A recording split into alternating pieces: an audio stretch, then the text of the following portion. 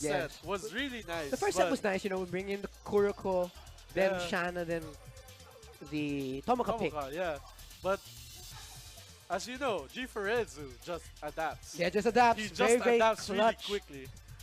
Did not let those things phase him and stop the momentum of Resilient right there and then. So again, that was an amazing, amazing sets from all the players who had It participated. was one of the best sets. Yeah. Thing is, let's see if AK can handle KND Frontiers Hwoarang. Slowly, what the hell are you doing, Billy? Frontier! Being in the Flamingo stance, goes for the Faint grab. kick. FF3. Oh my goodness, close what is things out. Frontier eating? Look at that. Oh, trying to counter. It's gonna take a round Ooh, a match okay. from PvE 8K. Frontier. Okay. You know, KND Frontier being one of those guys that really carry the banner of Hwoarang and really just post a lot of tech on this character. They're making it a long day for iRobot. Let's see if he can close it out. Oh my goodness, no, the round goes on. Blue stuff out. Okay, cool. Watch out. Oh my god, they crushed it! That was great. Can we clip that? Yeah, ladies and gentlemen. How may I say? It's the definition. He wrote the story of Tekken. So maybe he's going for something like Jin. The Anna sweep. Anna sweep. Yes. Oh, the back three! Let's go! And Pyko getting in the clutch. And the hit confirmed from DF3-1 to close. Oh my goodness! Dropout To say the least. is most definitely feeling himself as he's making use of the plus frames properly. There's run available to him. Again, let us know in chat how you feel about this old anime game with your favorite anime characters. Only from Dengeki, of course. So, of course, if there are any SAO fans out there, please comment Kirito, please. So that someone would play Kirito. Both players in critical Who health. gets it with the Escape- world? Oh, trump cards!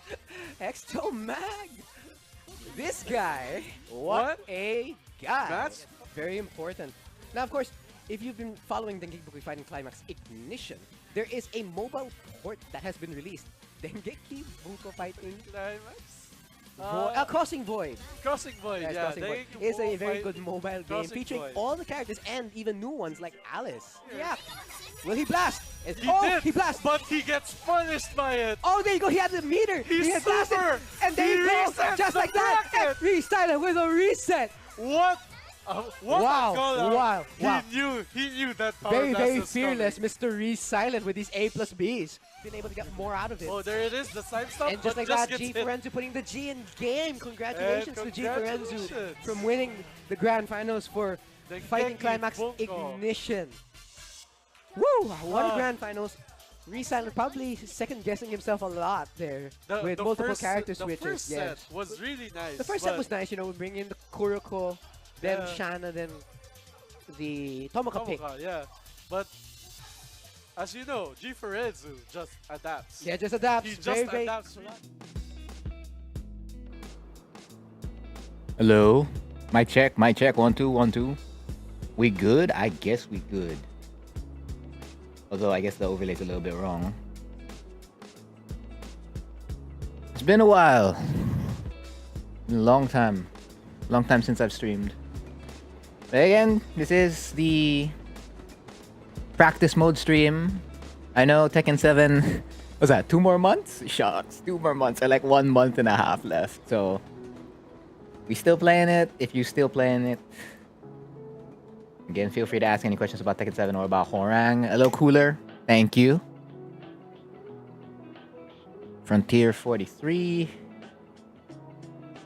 Yeah, basically, pin comment is your guide, as always. I'm gonna warm up, you know, as usual. And just gonna let me change this stuff. There are, I guess if you're in the Philippines or within Southeast Asia, there are going to be tournaments. I'm pretty sure, like, not even, like, even if you're not in this region, there's gonna be a lot of farewell tournaments.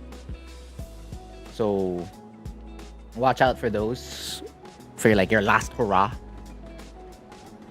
with the game. I'm hoping to win one of them. Hoping to win like one of them. I need to win one of them. I can't go out of Tekken 7 without a dub. Especially since I already know I'm probably not going to get to play Tekken 8 in time.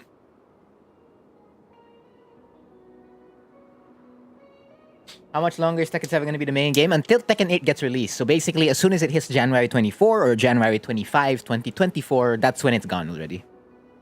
Because people are going to be playing Tekken 8. So if you don't plan to participate, let's say, I guess since you're talking about PS Plus, if you don't plan to participate in an online tournament for console specifically, then yeah, don't renew it. Or if you don't want to like play online anymore and you'll just play offline for the remainder, like let's say the month and a half left we have, I'll round it up. Let's just say 2 months. 2 months left for the game. Then yeah, that's a good idea. And you just save up those PS Plus subscriptions for like something else. Man, it's been so long since I touched the arcade stick. Like, I didn't touch Tekken at all for like a whole week. That's gonna affect... It's gonna affect the gameplay.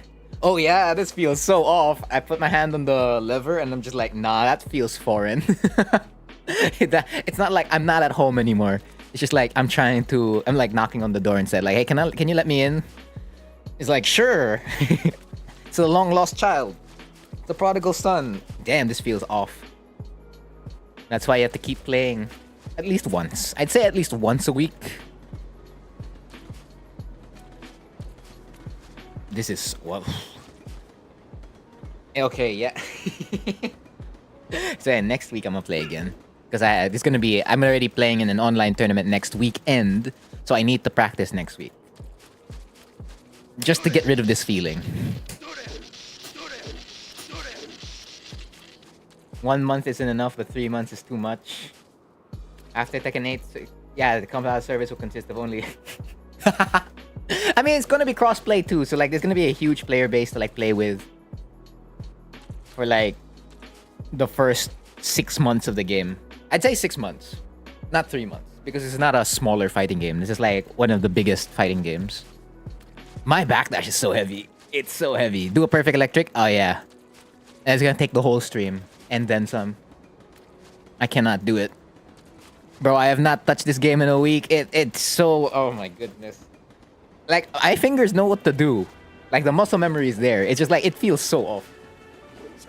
Magandang gabi, Spider-Man.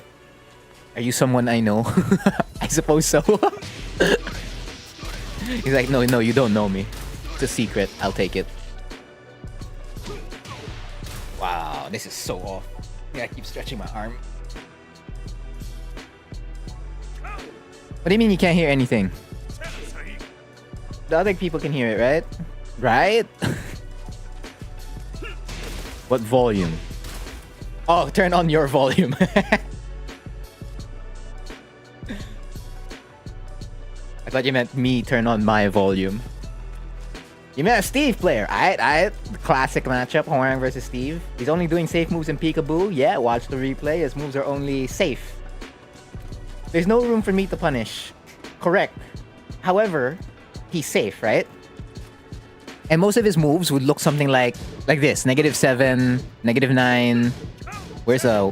There, like this. -3. So there's frames for you to work with. That's what it is. There are frames for you to work with. So if you know the exact frames, or like you have a rough idea of like whether you're allowed to press a DF1 there, that's what you do. DF1, down back 3, while standing 4. Even like jabs into 1, 2, 4. That's what you have to do. So for as long as it's not, let's say, +1, you can move. Well, technically at +3 to -3, I call these the challenge frames, like the iffy frames. Like anything goes, even if your opponent's at an advantage, or even if you're at a disadvantage. Like, people challenge a lot in those frames. So it's the same thing like when you're playing against Steve. You see a -3 situation on block, or a -8. Or even if it's on hit, like let's say it's a -3 on hit, or -4 on hit, or even if it's a... What's a low one? -1 on hit. Like, you can still press a button. I can't. You guys are... I cannot. Okay? It's gonna take the whole stream. I won't even be able to like get to talk about what I want to talk about. The lesson for this stream. It's like, no, we separate it with a peg whiff. That can be a separate stream on its own. Attempts to do one perfect electric. I'm telling you, I can't do it. Literally, my whole Tekken career, it's like 1 out of 10. Or like 1 out of 100. But essentially, yeah, that's what you have to do, Hui. Steve's a very, very safe character. So you have to work around the small frames that he gives you. So it's not punishing, yes, but it is taking advantage of the frames that you get. So if he gives you like a -1, you get, that means you're +1. If he gives you a -2, you become +2. Or even if he's +2, like his best moves are going to be highs. Yes, he has mids. The mids are good. You just challenge it. Like for as long as you're not getting counter hit by back 1, you're good. It can. I already did a... Hold on. I already did a TJU. I already did a Perfect Electric. I did all the hard stuff already. Once. Okay? Leave me alone. It's like, no, it has to be on stream. Imagine if we pre-pressure you. Now you won't be able to. You won't be able to. So try it next time. I'll show an example later down the line, once I get back to Hwoarang. That's probably the first thing I'll do. Like after I'm done warming up, I'll bring it to Hwoarang Steve just to show you a couple of examples. And like where you're supposed to take it.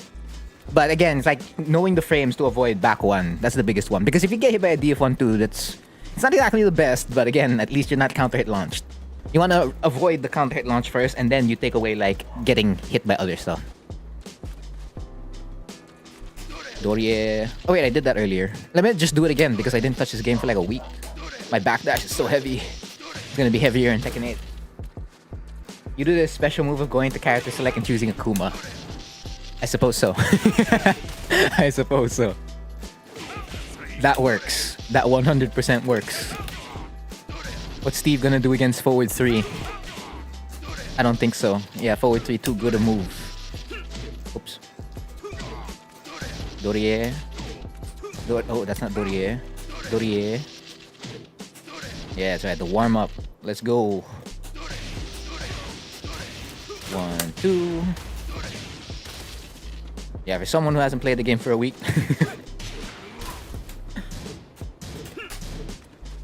It still looks okay.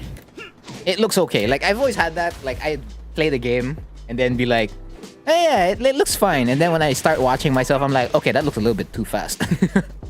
Also, lesson for today, forward 2. We're gonna talk about the chop. I feel like I talked about the chop, but when I looked at like the videos on like the YouTube creators on the YouTube studio, or like just glancing at the open Hwoarang lessons and advanced Hwoarang lessons playlist, I don't have an exact video about forward 2. I know it's in like the frame traps video and like what's the best option for forward 2 on hit, but that's about it. So I'm like, okay, let's actually make a whole deep dive. So forward 2, LFS 2, RFS 1, those moves exactly. RFS 1 being the odd one out. Actually, it doesn't have to be the odd one out. I just feel like they should just put back the transition to put you in LFF. I've always wanted that, but fine. We'll work with what we get.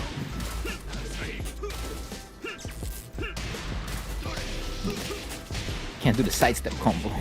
No! I can't do the sidestep combo. Sidestep combo, please. There we go. Other side. Dorie. 2 months left. I'm not ready to say goodbye. I'm not ready to say goodbye to this game. Yeah, it's okay, but Tekken's still gonna be there. Yeah, but my PC can't run 8. It cannot.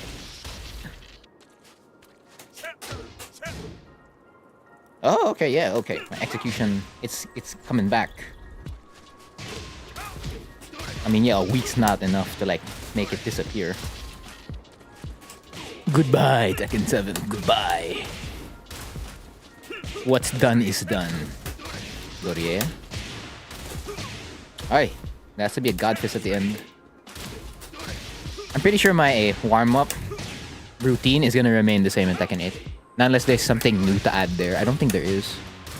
Because at the end of the day, Tekken's Tekken. Like, I can apply this warm-up in all Tekken games. Including Tekken Revolution.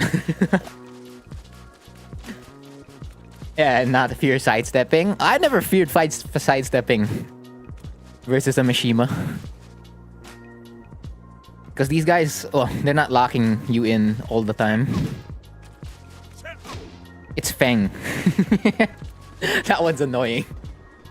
I think I said that before. Like, when I played against Feng in 8, I could move around so much stuff. I was like, what? In 7, you cannot move around so much stuff. Until Electric Star. Classic. They're like, yeah, let's make it track that side. Why not? I'm like, alright. You met a really annoying Fang Kempo to mix, and I think he has some kind. Yeah, he has a Sabaki. He's very strong. Although in 8, I think it's tempered down a bit. Oh, then again, that only my games are only, what do you call this? Open beta. Open beta. That's Grand Blue. Closed beta, so it remains to be seen. Because they gave him a stealth buff. If you saw that trailer, which trailer? The Victor one. Like his hell sweep from the stance, it didn't stagger on block. And I was like, why? Why did they do that? Stealth buff. That one too, I can show you an example for that. Right after I finish my player 2 warm up. Yeah, exactly. Once you're at the wall. I mean, to me, it's the stuff you get locked in. And it's literally like any plus frame into back 2, back 4. That's why you can't move. It's so difficult to move against him. Any plus frames, I'm instantly locked to a mid. It doesn't matter what side either.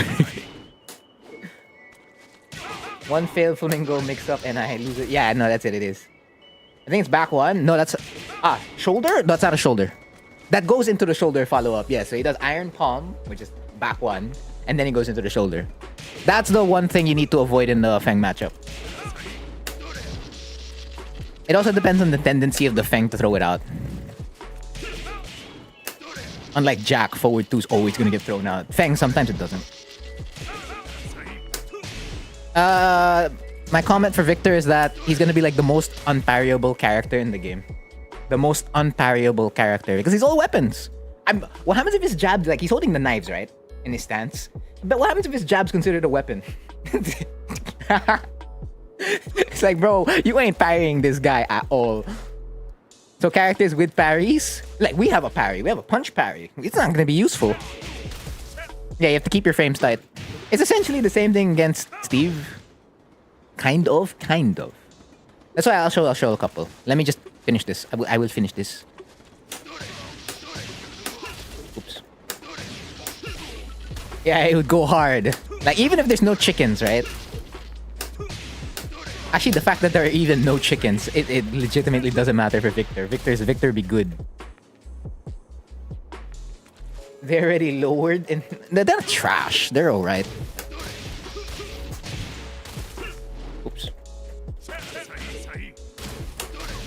I still want my plus frames after a successful punch parry though. I don't want a knockdown. I like the option for a knockdown, but I don't want it to be my only option.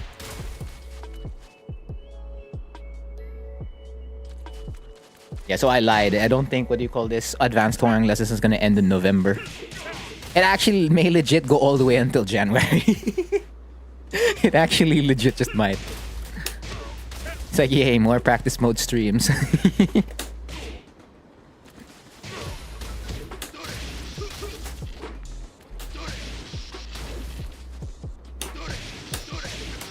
Like, I know the parry only gives chip damage. But to me, that's not it's not justifiable to like remove the chicken for that. Good evening, Eric. Hello.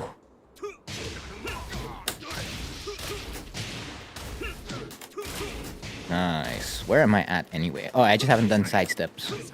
Oh, I didn't do side steps for player 1. I have to go back to it.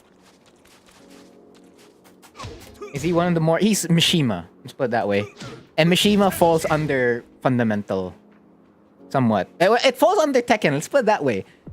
Because Mishimas want to do Tekken things.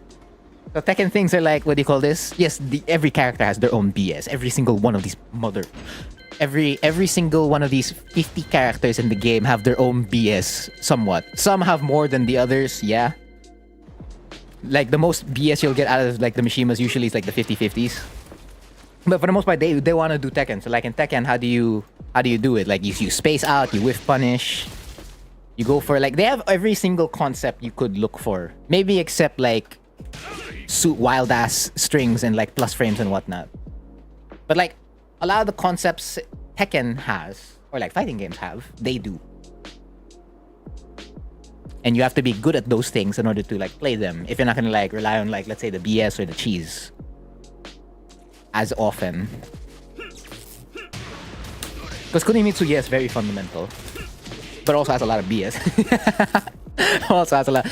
What's the Kunimitsu experience? It's 2-2 in neutral every single time. Oh, the joys.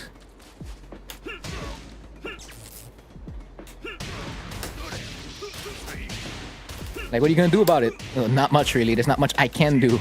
That's gonna be Victor in Tekken 8. What am I supposed to do against 2-2? Nothing. I rely on the situation after it. That's all I can do. It's so fun.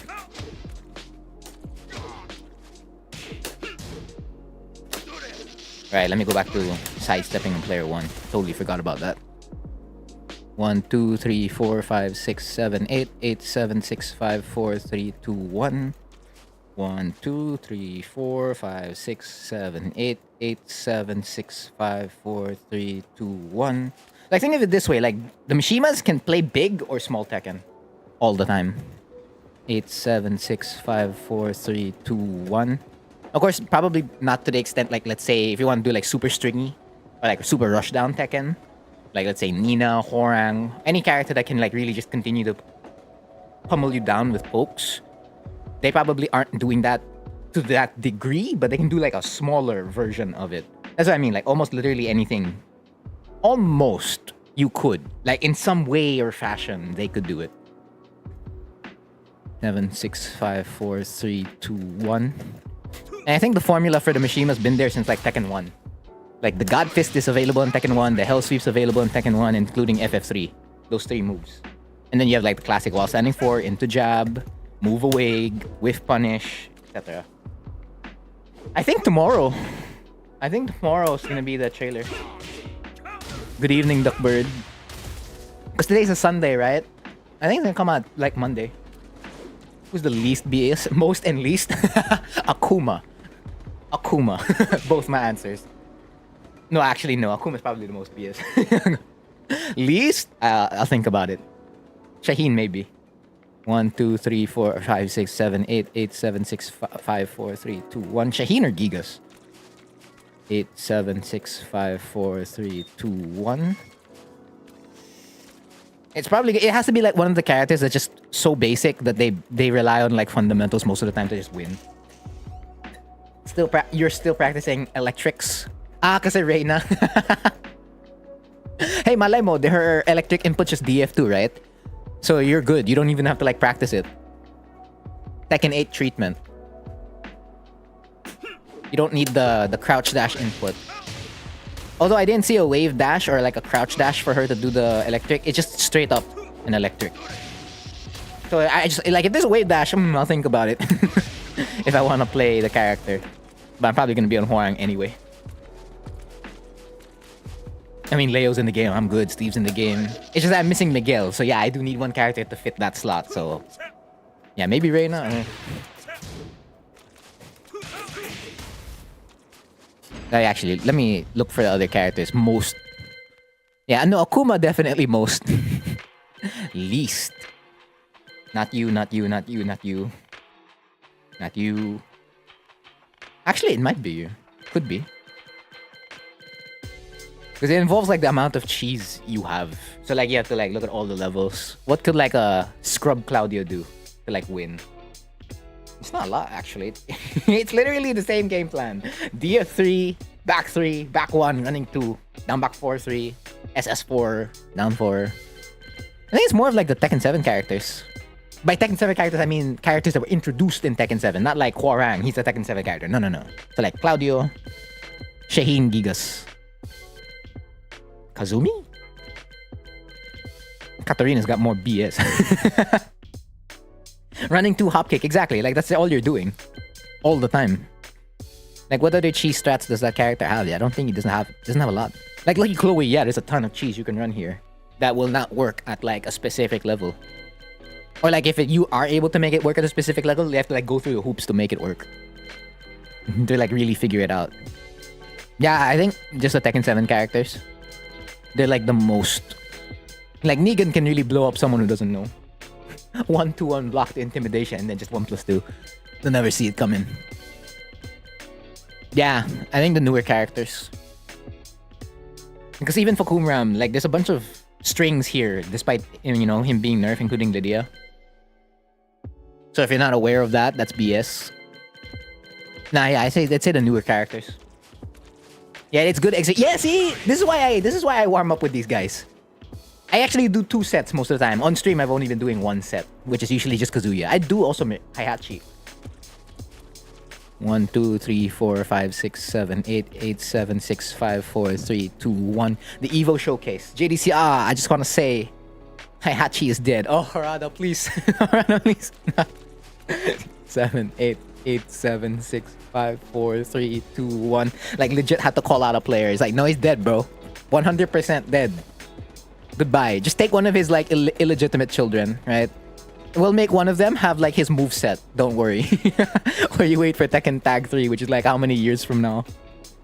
8, 7, 6, 5, 4, 3, 2, 1. 1, 2, 3, 4, 5, 6, 7, 8, 8, 7, 6, 5, 4, 3, 2, 2, 1. The Mishima execution. Yeah, I just don't know how it's like gonna be of course, practically speaking, I don't know how that's gonna like apply to like Asuka execution as much. Because I know for Hwoarang it's gonna like go over. But there's certain stuff, like it's good to like try to do the execution of other characters. That's why I like try to do 1 taunt jet upper, try to do 1 perfect electric, etc, etc, etc. Like one of each hard thing. Like do 1 Shiro combo, like the DF2 combo for Steve. I was able to do that before, and then I just stopped practicing it and it disappeared. And I was only doing it on one side too. I couldn't get it on another side. That's why I just keep going for FCDF2. Because I'm like, I just gotta get out. I gotta get damage somehow. 1, 2, 3, 4, 5, 6, 7, 8, 8, 7, 6, 5, 4, 3, 2, 1. Oops, that's not electric. Electric. Thank you. Alright, Hui. Let's talk about Hwoarang Steve. Steve-oo.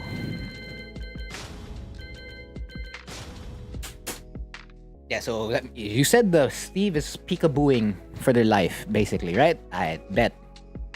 So there are specific moves in peekaboo that you want to worry about the most compared to the others.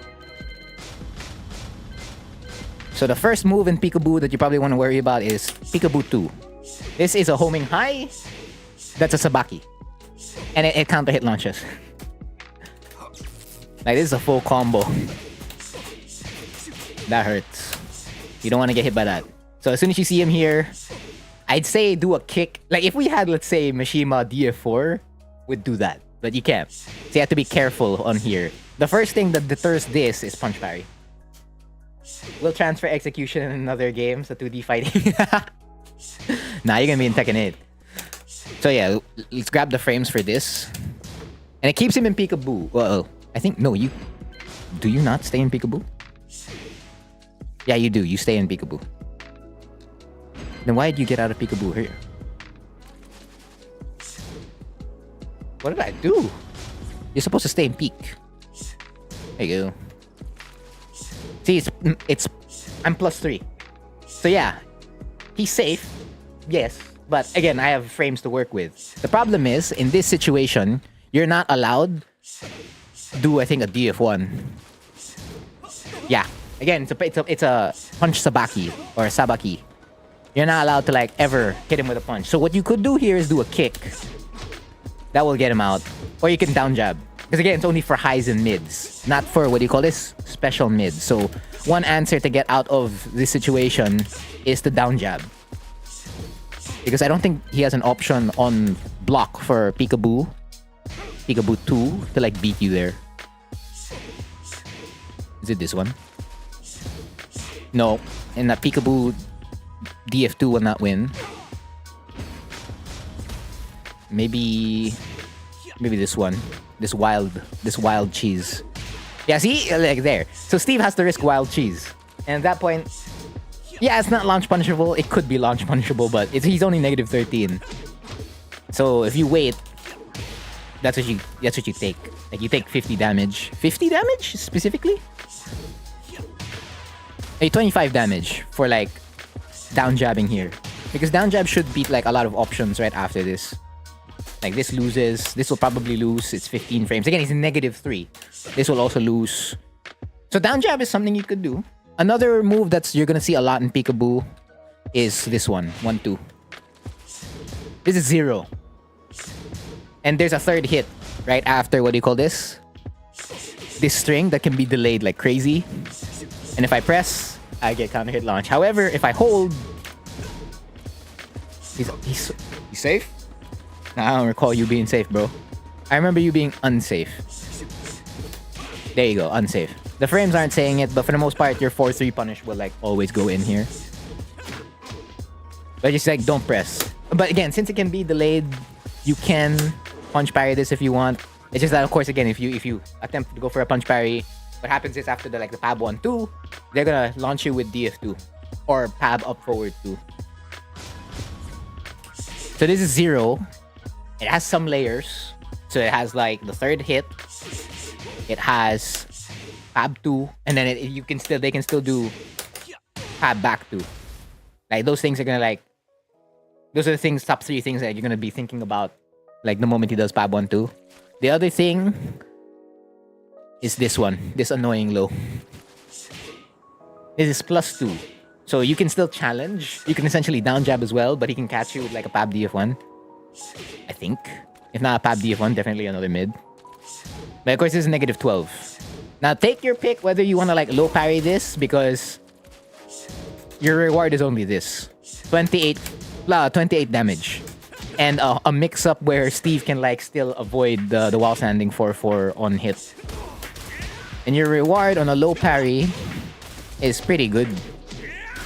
The issue is that if you're attempting to low parry this will catch you. And this is a full combo. If not PAB DF2, which is again a negative 10 launcher on block, he'll hit you with this, which hurts even more. What else? Classic thing for Steves to do is DF1-1 and PAB. This is a favorite. This is negative 10. Now, can you punish this? Yes, if you wait and like you're aware if they're gonna do the third hit or not. And that's where you get your like right flamingo stuff, because this is a full string. So it's PAB DF1-1-2. There you go. So if you attempt to, let's say, punish, you're gonna get hit. But look, on counter hit, Hwoarang's +3. But of course, again, this is a full string. DF1-1-2-1. I forget the input. Basically, just mash the punch buttons, you'll get it, and it goes all the way into a knockdown. So that's like a risk if you attempt to like challenge this. So like you have to wait here more often. You can punch parry the third hit though. Like if you see DF1-1, technically after the first DF1 you can punch parry already, but usually for the most part I parry on the third. I usually wait. Then I look for like Steve trying to like turn. Once he turns, I know they committed to it. But if you do attempt to punish, you're still, what do you call this, at an advantage. Like you can mash again. They can't catch you a back one. Let's try that. Okay, you know what? Will the computer actually do that? Will it do the whole string after I interrupt? No, okay, never mind. I'm not even allowed to like interrupt. Okay, so if I press the whole string, I'm not allowed to interrupt it. Okay, that's it. Differences, minute details. Okay, hopefully that turns into back one.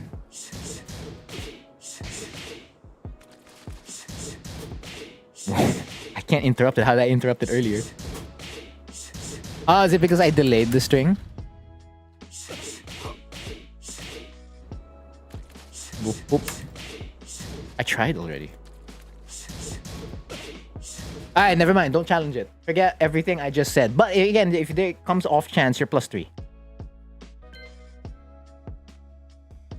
Those are the most important ones. Aside from like the grab, he has a grab here in Peekaboo. It's 1+2. This is 1+2. Don't worry about it. Yeah, you can just scroll back. I'm just listing off all the other things already. So that's like that goes for like a good number of the peekaboo stuff because they all get connected to each other. 1, 2, make you think about that. Make you think about that. Do bam, bam, bam. Hit confirm. Low again. Annoy. And then this is where we go to the duck stuff.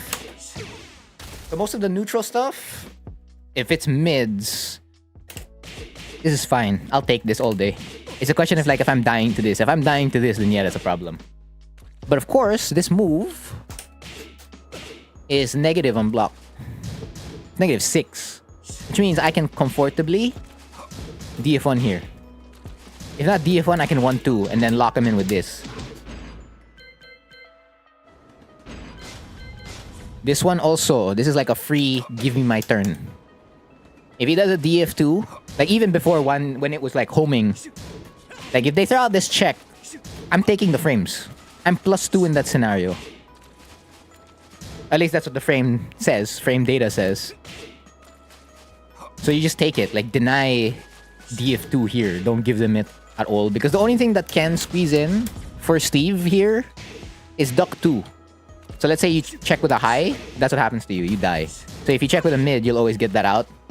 Even F2, F1 plus 2. Like this is a good check if you want to like throw it out. They're basically gonna like, oh, they're dead. Thank you for pressing a button, kind of thing. Another one. This mid, QCF1. This is plus, if I remember correctly. If I can even get it. There you go. Ooh! Execution. There you go. Oh no, never mind. He's not plus. So his fastest move here is going to be from flicker 1. So here you can also still comfortably just like DF1. The only thing that will deny you from doing that is this one. Usually. Like again, they can still do like the sway away, yeah. But for the most part, most Steves will be picking that. So if you DF1 mid check there. DF2 punch parry. What's punch parry again? Back 1 plus 2, right? Whoops. I'm getting duck 2. What I remember is that that doesn't beat me. That's what I remember.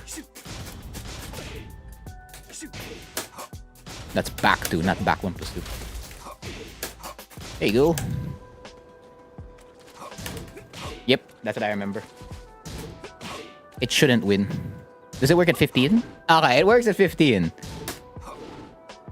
But if you just lock out at 13, you should be fine. This is what I always do against Steve. I lock out at 13. And I can even like challenge do this if I want. But this is a risk if you want to like attempt, what do you call this? Because back 1, if you don't know, you may lose the back 1.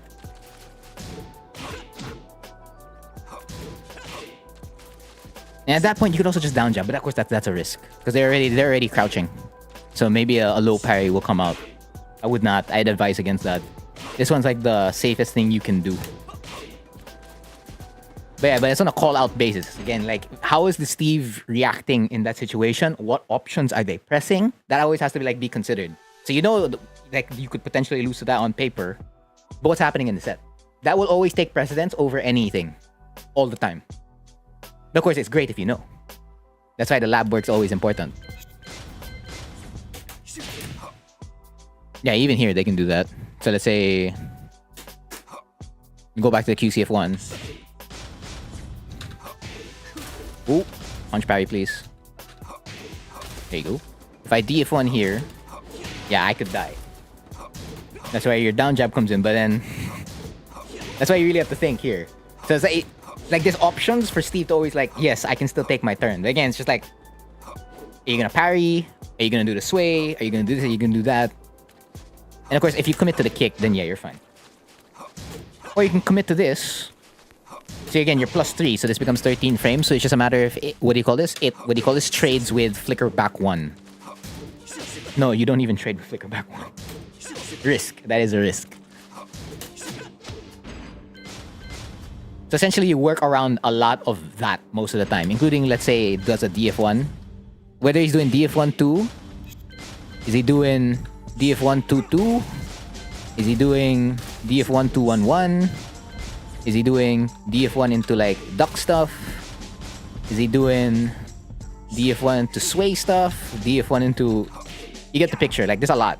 There's a lot to like cover. So let's put that all at 10. So I check right after DF1 2. Punish is what you're supposed to do there. You hold after the DF1 duck because again, duck 2 could beat a lot of stuff. Which one's duck 2 here? I think it's this one. There you go. Like if you go for a high check, you can die.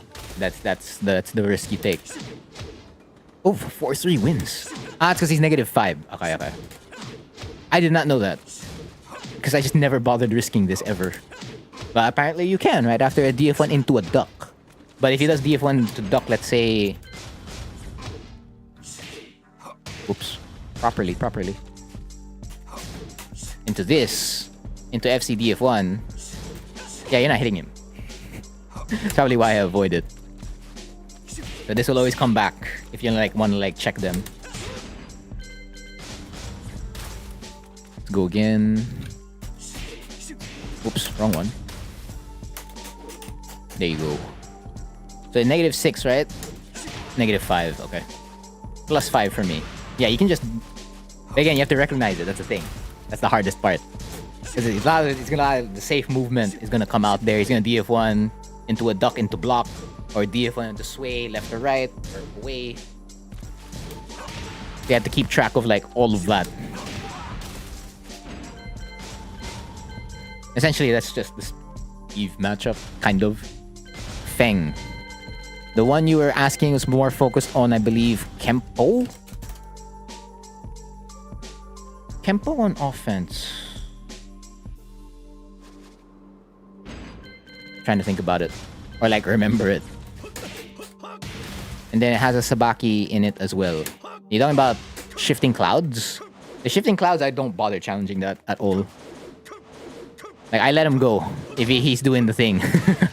I ain't touching this. I'll let him take the low. I will not take this because this is a launcher. And then this one's completely safe. Then there should be another launcher here. Oh wait, that's not a launcher.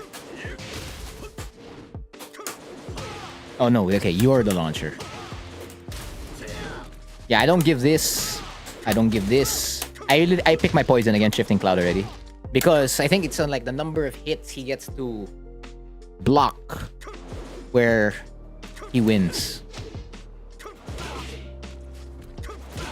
How do I set this up?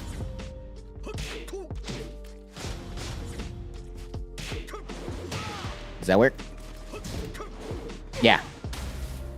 If I do one jab, I'm fine. If I commit to a 1-2, I'm dead. So yeah, if you do like 2 punches here versus Shifting Clouds, expect to like get hit by the follow-up. So like maybe a jab check is fine. Is a DF1 mid check fine? Yeah, it's fine.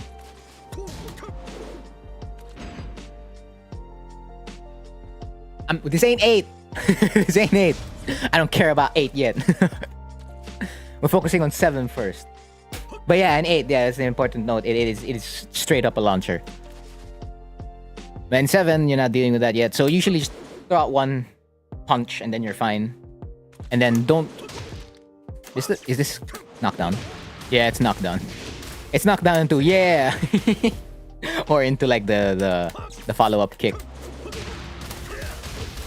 That's fine. You can take it. Because of the pushback on block. Yeah, you just keep the habit, of course. So that's for Shifting Clouds for the most of the time. I just pick my poison. That's like my deal with it. Because I will refuse to like take these 2, which are launchers. I will always take that. And this one's a high. It's whatever. Is it whatever? It's plus, right? Yeah, it's +8. So if you're not attempting to fuzzy the Shifting Clouds or like recognize when the move's coming out or like attempt to react, attempt because you may or maybe not, depending on like how you practice. You're gonna be at a +9, -8 situation right after this, and he's gonna like lock you in with like a DF4, F3.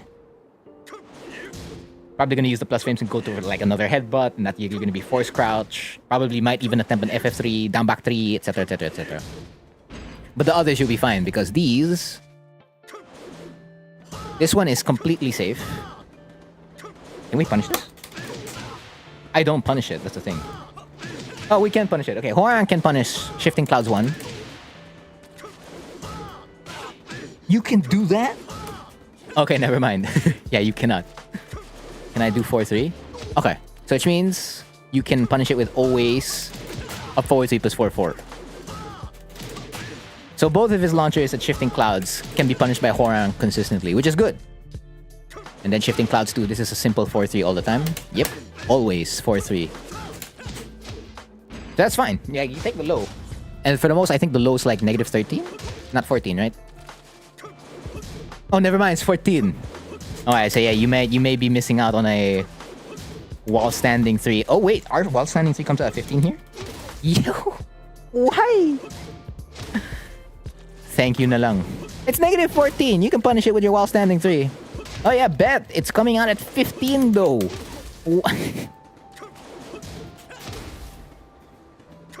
That's fun. That is fun.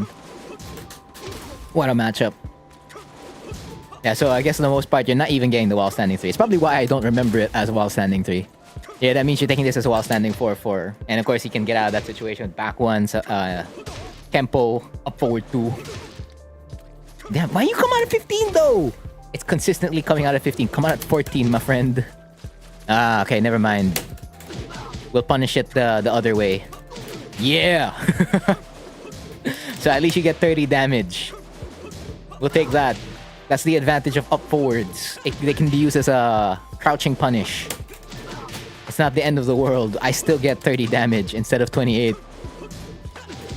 Just that I don't get like a gazillion of it. Alright, so you can punish all that. But yeah, by not taking the launchers and focusing on the low. Oh no, by not taking, yeah, exactly, and focusing on the low, like you can have the low. I'll just never take like the launchers. Or is it the opposite? Yeah, I probably worded it wrong. Focusing on the launchers and not taking the low. Or focusing on the launchers and picking your poison. Fraudulent while standing 3. I don't know, just for that situation it doesn't work. So yeah, in Shifting Clouds, that's what I usually do. Usually one jab check against the Shifting Clouds. Once I see that I got that, you know, Feng carried my thing off Shifting Clouds, F3 plus 4. And then just never give this. This is a 4-3 plus 4 punish. This is a 4-3 punish. And then if you somehow block this, it's a while standing 4-4 or a 4-3 plus 4-4. This is a high. If you block it, again, negative 9 into whatever the Feng wants. But for the most part, it's fine. Not unless they keep frame trapping you with it, then you gotta do something against it. That's pretty much how I deal with Shifting Clouds most of the time. Kempo setups. And it involves a Sabaki. I would assume the Sabaki is this thing. Iron Shield. And this is a lot of situations I'm gonna say here like apply to like a good number of like the Feng situations. Like pretty much just copy paste. So back one, after DF1, if you attempt to challenge this, you will pretty much lose. Why do you lose? Because DF1 is 0 on block. Which means you're both at neutral, and if you jab, this is what's supposed to happen, you're supposed to trade. You basically just never win this. At all. And if you block it, try to punish back one if you can. If you can't, you give it away, and you down 3-4. You do what Anna Williams would do. Take your plus frames. If you get, like, just DF1 mid-check them out. Or like down 3-4 them right after, because they're negative 10. Or like DF4 lock, if ever they press a button afterwards. But for the most part, attempt to punish back one at the very least. So you usually, right after a DF1 and block, you have to hold. Typically, you have to hold. Like, you can step towards the left, I believe. Left ba? Yeah, left. Or does it work right also? I guess it works both ways because the move is linear. But of course, that comes with the other situations you must deal with. So layer 1 is essentially back 1. Back 1 will always interrupt you. And then if you attempt to step, this is what's gonna start to catch you. This annoying ass move. annoying 12 frame mid that will always just say, yeah, no, you're not allowed to step here. You're not even allowed to step there. You're not even allowed to walk ever. Like, you just locked. So what you could do versus those two situations is, so if I record both of them at the same time, and this is just layer 1, is to SSL block. And if you see the back one, attempt to punish. If you don't, you just make sure you get into that SS block as much as you can. I'm getting hit. That's why this guy's annoying. Ow. There you go, punish. And don't mind it whether you're like not able to get a launch punish. Like for the most part, you just want to get a small punish. Small punishes are big. And for Hwoarang there, that's a instant flamingo mix-up. Which Feng, in the first instance, can't really challenge. Maybe except like with the Kempo. Yeah, it should. No, I mean, you can do it yourself. Like, you make sure they hold back. I think that's a feature they have in 8. Like, specific options that they do right after a specific thing. But yeah, for 7, you have to do it yourself. You hold back right after you do it. But I think for the most part, I am punishing this. And then just re-record this one. That way, it looks exactly the same. Okay, I pressed back 1. That's bad. No.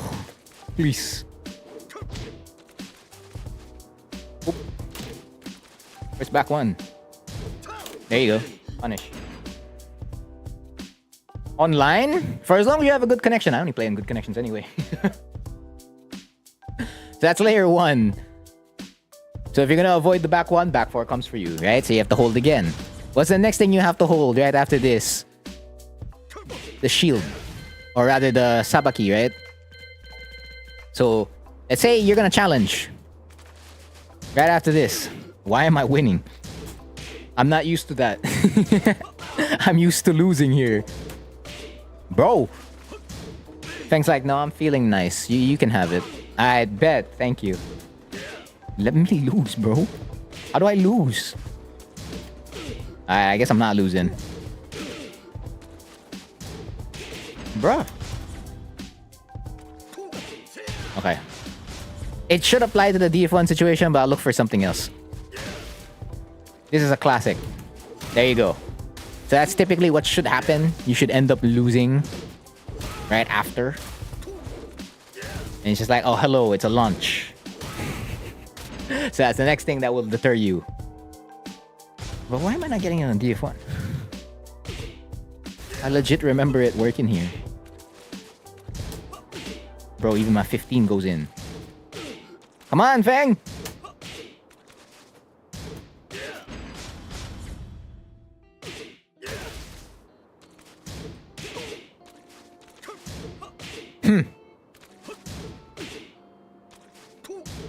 It doesn't look right, but whatever. That's not what my memory remembers. But yeah, you can just go again to go into the lab. So if it just never works, then alright. You don't have to worry about that. But in other situations, you may have to worry about this being an option that will avoid, let's say, if they're not doing this to like lock you in, or like you moved around by sidestepping and like this, they don't want to take the reward of this. You do that. Do a call out back 3. Yeah, I guess you could. If you see the shield. The next thing here is like if you hold right after DF1, right? They can reset to another DF1, so it's DF1 dash DF1. And then you have to think about those 3 situations again. Or the next one is a low.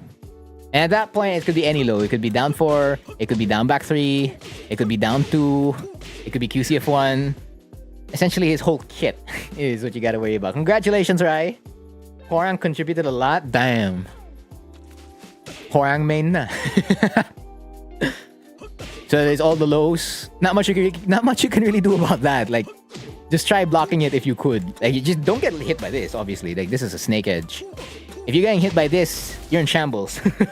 You're going to get hit by almost everything at that point. So there's DF1 to DF1 and then back 1. DF1 back 4, DF1, and then now we can introduce Kempo. Aside from like the lows, right? So let's say DF1 Kempo, and you attempt to press. That's what usually should happen to you. You should get hit if you're not able to react. And then here, if you DF1, there you go, it's a punish. So against Kempo 1, you're fine, which is the low. But if you challenge, you're gonna lose to Kempo 2. So you can still apply the same SS block here. But the problem is it's a launcher, right? So you can't just like, oh yeah, it's only high and low, right? Because Kempo has as mids. Rather, I think 2 mids. Yeah, 2 mids in particular. So we record that. So DF1, 4. And then we get the DF1, the 3. This one I believe is launch punishable. I never launch punish it, which is bad on me. But if you do the SS block here, right after, and you recognize that they're gonna do Kempo 4, this is an easy react already. I say easy, but at the same time, sometimes you're not gonna be able to react in that situation. But it's completely walkable. Like if you're already committing to your SS block right after DF1, like that's your main, let's say, defense, your go-to, you're fine. Like let them get the plus frames if ever, and then if you're able to, you get the float, and then the next one is it completely whiffs, and then you get a whiff punish. Whether that be a launch punish or a small, what do you call this? Whiff punish.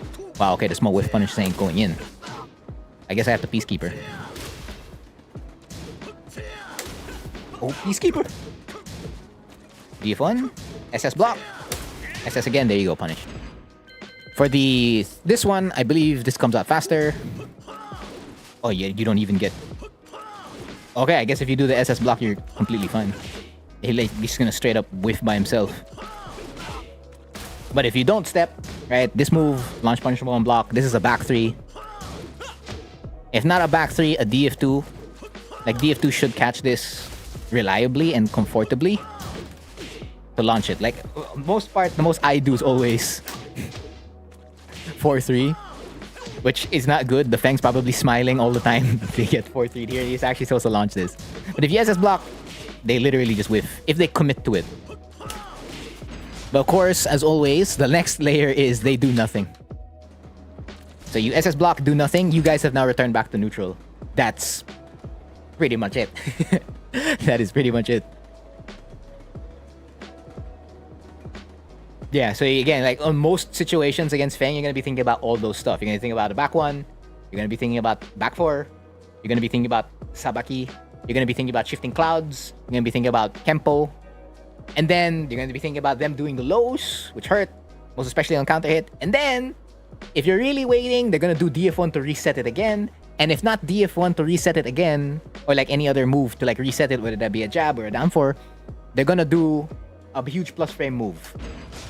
So I'll do the down back 4 later. So let's say you're waiting, right?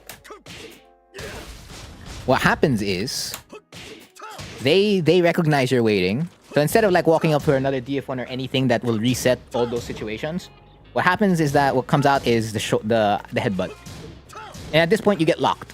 Back 4 will lock you completely. And you're forced crouch, that's the worst part. So if you're playing on, let's say you're playing on player 1, it's gonna be harder to step towards this side, the foreground, rather than, of course, the background. So just note what side you're playing on. And then it becomes oppressive at that point. So you're gonna have to like, unlike Steve, where it's just like, yeah, there's room. Most of the time here, you kind of have to tell yourself, I'm gonna challenge. You can't. I'm gonna challenge. You don't really have much of a choice. You gotta have to say, I'm going to challenge. I have to get out of this situation somehow. Make the Fang think about their options. And it's not the frames that are doing that.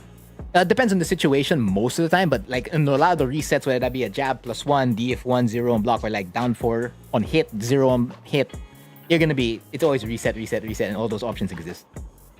So yeah, let's go back to down back 4. You're watching the Cricket World Championship. World Cup, I mean. Yeah, you have to make Fang think more than Steve. Because a lot of the situations are always typically favorable thing. Typically. It's fun. So down back 4, right?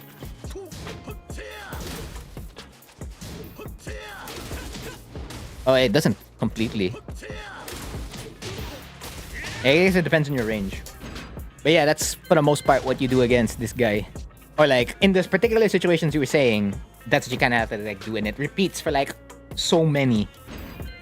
So like, DF1 is a reset, this is 0, this is +1, this is 0, this one is gonna go into plus. And then you can do the head, where's the headbutt? The headbutt, headbutt. Yeah. And even like when he's on, okay, this one. Even if he's this, he can run out. -9, and considering our DF1, and this is the only DF1 you're gonna have come in Tekken 8, DF1 +2 does the job though? No, it doesn't. None of the DF1s do the job. So, even here, it's like you can't even DF4. This is like usually one of our best lock options. Well, at least you're safe. However, that's against Kempo 4. If we make it faster, something like Kempo 2, you died. It's fun, isn't it? It's -9, but he's still good. So like, do I continue to SS block? Right? All the time? No, you can't. Sometimes you have to like say, you know what? I'm gonna press it. Screw it. I kind of like no choice. This is why I call out back 3. This is why I gotta do it. The Hwoarang life. It's the Feng life, really. More than Hwoarang. Where's my JFSR? Wow, 1 week of no playing really killed my JFSR. Ain't no way. Oh, okay, JFSR just doesn't work. Like, you could. Let's say you could Peacekeeper. You can Peacekeeper all the Kempo options. Alright, cool. Can it stop up forward 2, though? Well, I mean, this is a bad situation to be in. So if you attempt to FF4, you want Peacekeeper, that's not a good idea. You can back 4, however, does back 4 save you? Are you still safe in this situation? No, you're still getting punished. Is down 4 long enough? No, it's not. Yeah. That's a life. So like, you really have to like be more active, more proactive in the matchup. Because a lot of the frames will always say Feng. And usually, for as long as there's an opening to do one thing. And see, he's already -9. Like, he can't back 1 there. Back 1 will always lose if he attempts to like press right after this on block. So at least you don't have to worry about that. But you have to worry about 3 things. Tempo, shifting clouds, and a forward 2. So even when he's -9, even when he'd be -9, that's why it's a lot more active in like challenging what the guy has to do. That's the only recourse versus this character. Not much other answers. Unlike Steve, where it's just like, oh yeah, I clearly have like some frames to like work with. It's like, no, we reset, but it's just like, usually it's in your favor. Oh, fun. Yeah, cool. Alright, bet. They really have to like look at like how that Feng in particular is playing. Sip of top tier water. Delicious. Alright. And so that's the answer Hui's question. That was long. How long did that? Was that an hour? It's definitely like 40 or 30 minutes. But yeah, again, welcome to the practice mode stream, advanced Hwoarang lessons. Pin comment is your guide. Again, the lesson for this stream is forward 2, LFS 2, and RFS 1. I'm about to like gather notes for it because apparently the notes I wrote for in my notepad was for a different lesson. And that's the lesson after this one, after forward 2. I'm not gonna spoil that one. No. We don't spoil that. So you come at 16 frames. I mean, that's only one layer of it. I mean, for the most part, that's usually what you're looking for against Feng, but it's like it can go a little bit more deeper than that. But if you can't get over that layer and you can't make them think or like try to lock down their options most of the time, then yeah, you're kind of just stuck there all the time. You're not getting out of Feng. That's why I find them harder to deal with in 7 compared to 8. And luckily for me, I did get to fight like one of the best Fengs in my country for 8. So I was like, okay, this is a good litmus test in quotation marks. And that's why I was so surprised I was avoiding so much stuff and I was just stepping. I was just like, you can't keep me anymore. That's so amazing. IDK, but I always get challenged after forward 2. It's -2. The move's -2 and block. Because it looks like it's like -5. That's the thing. Looks like -5, -6. That's why the backlash call out is good.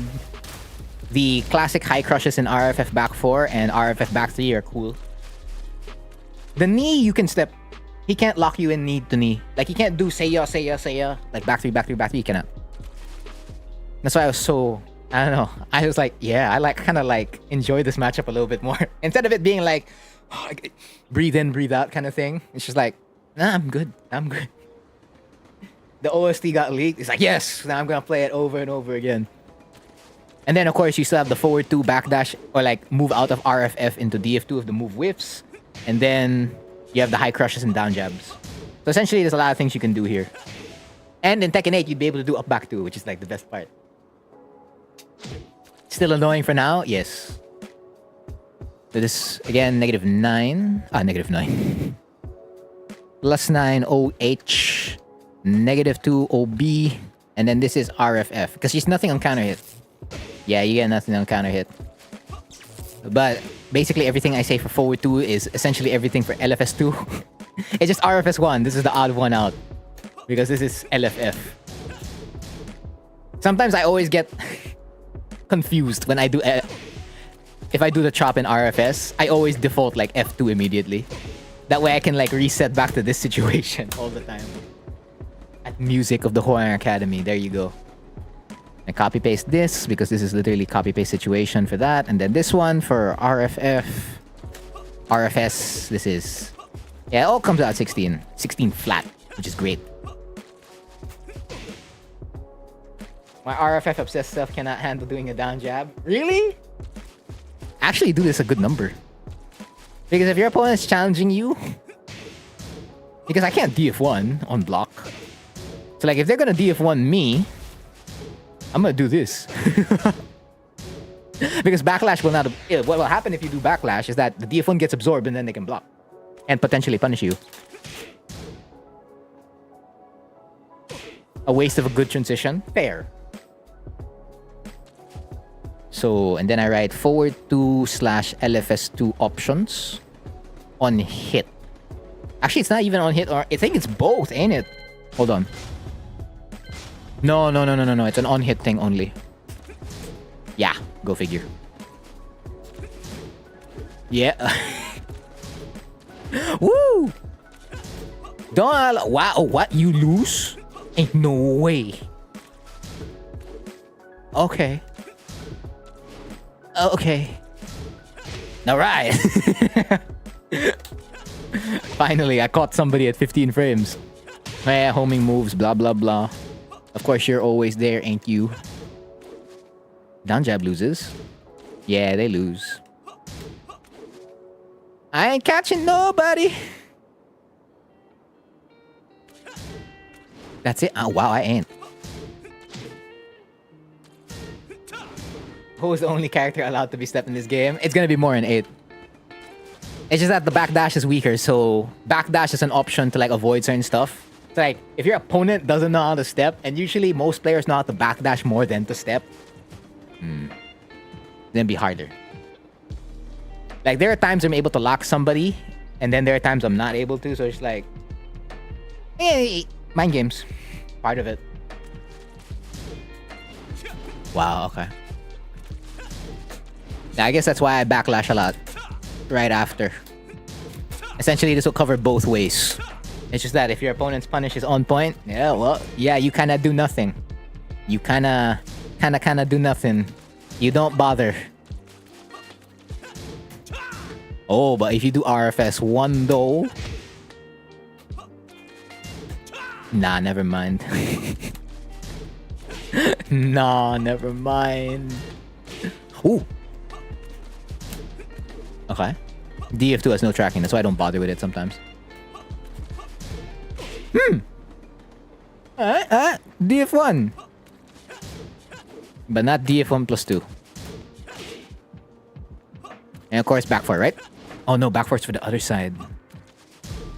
You realign. Oh, the joy.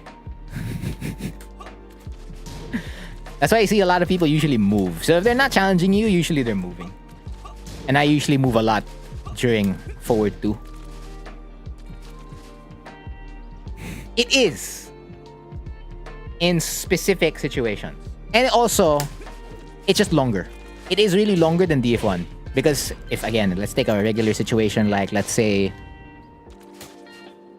running 3. Running 3. DF1 will not hit. DF1 plus 2 will hit. So it is, again, the better DF1 in specific situations, and its hitbox is just longer. They ain't necessarily lying to you, but there's also a nuance that goes into it. That's just Hwoarang discussions for you all the time. So if you know, you know. If you don't know, you don't know. He's more linear than 2D characters? Yes. I think he's designed that way. Again, he's the character that teaches you movement. You play against this character, it's just like, alright, I can backdash this, I can challenge this, I can sidestep into a punish for this, or an interrupt to this, blah, blah, blah. He's essential. In terms of like teaching the opponent or the player how to deal with, or like how to interact with Tekken's system. Because you're forced to. Because if you don't, I did say, Feng, like, you always have to like figure out or like look out for like those options all the time in most situations. Here, on paper alone, he's like, again, this character has the best frame data. Essentially the best frame data. What are you doing? Like, don't bother, bro. If this was a 2D game, he's too strong. Because in 2Ds, it's highs and lows. And then overheads. So you're telling me if you're crouch blocking, you're gonna block an LFS1 and an RFS2? Bro, you're just never getting out. You're never getting out of this at all. You're gonna have to risk a dragon punch, and then there's gonna be safe string dragon punches. Or like safe strings that will... Safe string sequences that will never lose the dragon punch. Then it's just like, oh my goodness, what am I supposed to do? And then let's say RFF back 2's an overhead. Ah! When have you seen a running 3 get blocked in that step? A couple of times. What else do I need to know? So on block, there's nothing you do. Right. So on... Okay, hold on. On hit, there's so many options. My favorite always is RFF DF4. It should be your de facto into RFS1. Always. The next one should always be down 3-4. Right? Yeah, this is de facto because this will never get stepped. It doesn't matter who you are. You can be Lily. You're never stepping this at all. The moment that becomes +9, yo, forget it. That's why it's the de facto. The other de facto, down 3-4. That goes both ways. They ain't avoiding this all the time. Nope. Your last de facto, if you want to go for like big reward, is, of course. Never mind. I was about to say JFSR. They always just freeze up. That's how it always be. Never mind. JFSR cannot join this. That's right. In Tekken 8, that's what you'll do. F1 plus 2. In here, what I'm doing is I'm canceling out of RFF in order to do it. I mean, you can technically do it if you want. Oh, not exactly. So you have to be fast if you're gonna do it. Because you have to eat up frames to cancel out. I mean, you can always just stay DF1. Ain't nothing wrong with a DF1 mid-check. I don't know, it feels... RFF2, sure. So you have a mid, and of course, mid, high, low, RFF2. RFF2, I'll just write all the safe options here. DF1, down back 4. Because down back 4 is technically safe. If you enter this transition into RFS. Yeah. I mean, you could while standing. You can't? Ain't no way. First time I'm seeing this lose, man. Yes. And then you're gonna watch it lose to a step. That happened to me in the beta. And I'm like, okay, so it's not foolproof. For real. This is when it doesn't track. That's so insane. It is pseudo homing. You want me to show you a different situation? I mean, you know those situations. So it's just that for some reason, at this situation, it'll lose. See that? +5. +7, actually. It's similar. But the moment it turns into 9, nah. Oh. Wait, is it only off LFS2? Ain't no way it's because it's LFS2. How about forward 2? Oh. Is it a speed thing?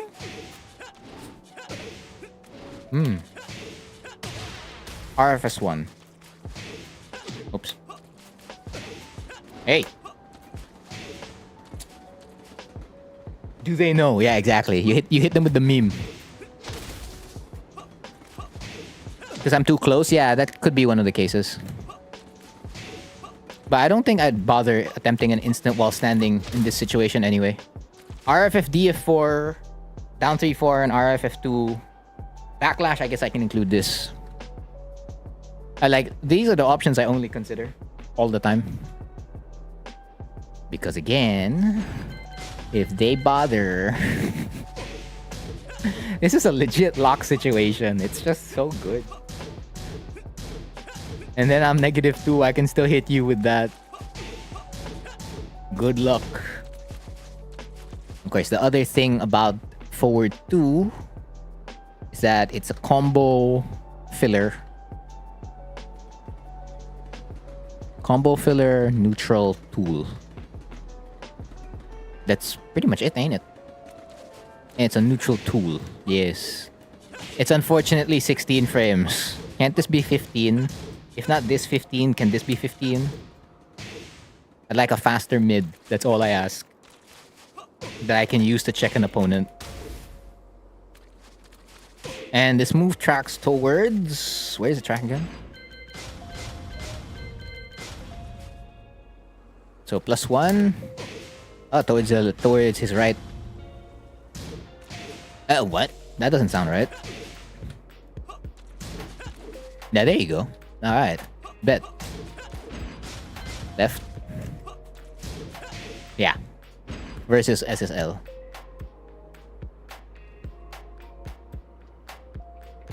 I haven't really used this to catch. Yeah, that's essentially what it means by good combo filler. Tracking on down 3-4. The tracking's fine. I mean, when I played with it, it's okay. Then again, I'm not really a down 3-4 Hwoarang. So I was completely fine most of the time. By the time I hit a down 3-4, usually they froze up because I'm making sure they stay in place, and they're like, I'm not gonna step anymore. They're gonna start thinking, instead of step, we move it. We need to get out and fight that situation. And then at that point, it's just like, oh, down 3-4. Good versus SSL. Okay, wait. LFS2 does not track towards SSL. How do I... That's the only way, ain't it?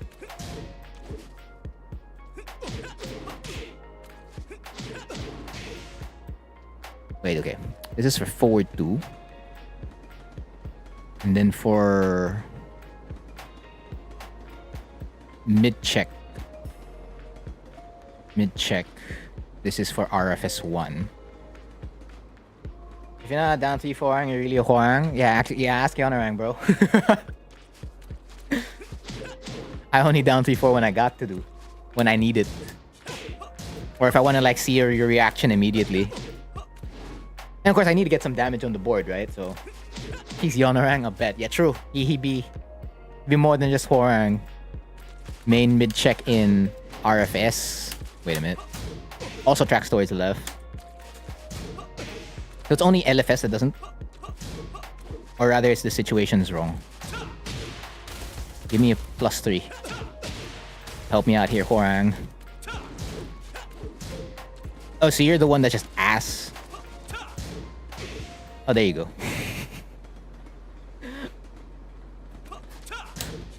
Wait, you work there, but you don't work here? Amazing!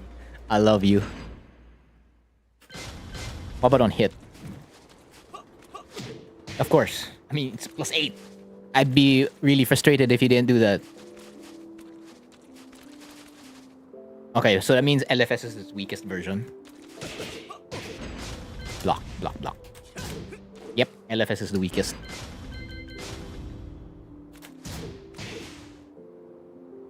Or we were wrong about it this entire time. It's towards the right. Oh, yeah. Might be. Its actual job is to go this side. Because this one always controls left. Yeah.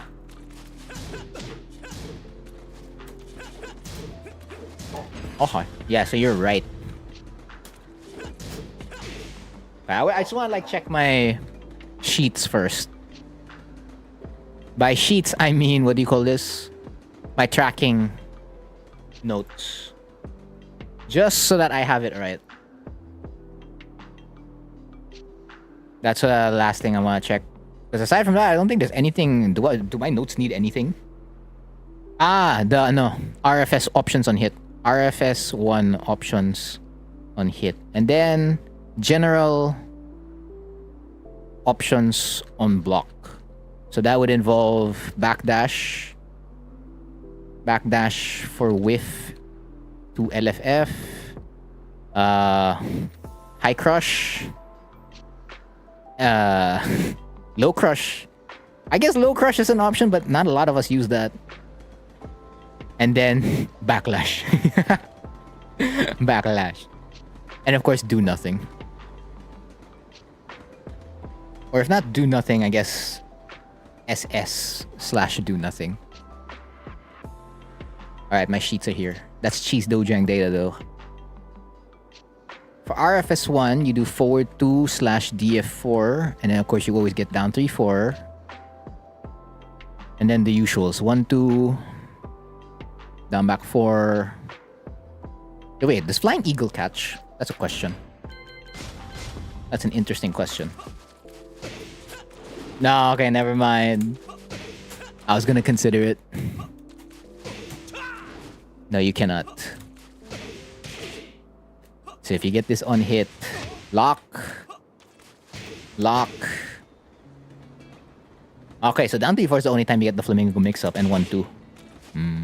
Wait, can you get up 4?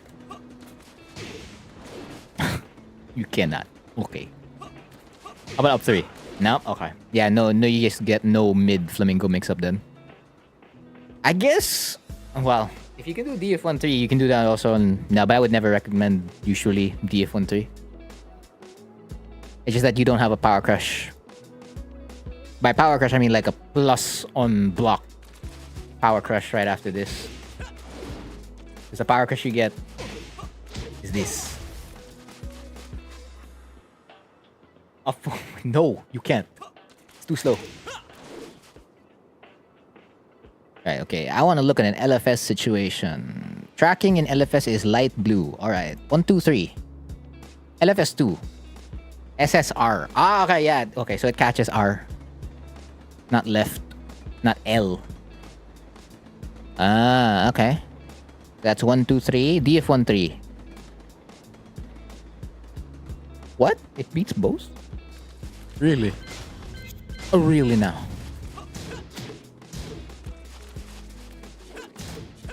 Oh. Thank goodness I have these notes. What makes a good neutral? You have to split it into two things. One is what we call traditional neutral. So traditional neutral is something like DF1, 1, 2, and down back 3. Essentially, what's your fastest mid, what's your jab, and then your best low. Which is your best low risk, low reward low. That's usually traditional neutral. And then there's the character specific neutral. So character specific neutral for Hwoarang would be like down 3/4. So you have to like down 3/4, maybe DF1 3, 1 2 to like either Flamingo. And then you have to pick out your best option. Usually when you do traditional neutral, the options are very, very clear cut. And your opponent's counters are also technically clear cut, but at the same time, it's hard for them to defend against it because it's basic. So like, why do I mean by basics? Like if you jab it to DF1, if your DF1 actually tracks towards a specific side, that's always gone. And then like this is hard to interrupt. Let's say jab it down 4, or like your basic low, or DF1 and then do a basic low. Like again, those are like fast moves. So like if they have the 12 frame down 4 from standing, it makes it easier. I'm gonna make a video on that. But for the most part, it's those two things. So Hwoarang's traditional neutral TLDR is limited because it's like down back 3. His DF1 and DF1 plus 2, they're so-so. So like even if you just like say DF1 plus 2, even then, sometimes you're just not catching your opponent, right? And that's the thing. You want to be able to like do this. You cannot. So it's harder to do that. And like this is the one that catches, but it's shorter. And then with punishment, of course, Hwoarang's with punishment, it'd be good. So like he doesn't have trouble there. But it's like all the other basic or like small Tekken kind of stuff. That's where Hwoarang, he has it, but it's not as great compared to other characters that have it. Yeah, it's Hell Sweep. That's good neutral.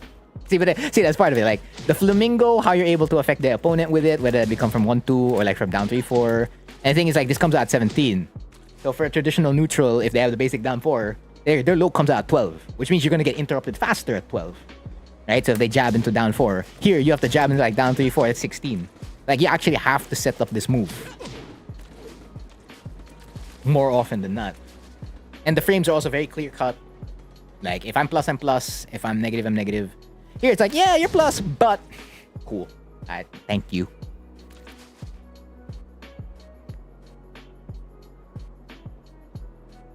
Of course, on hit, LFS2 loses? Huh?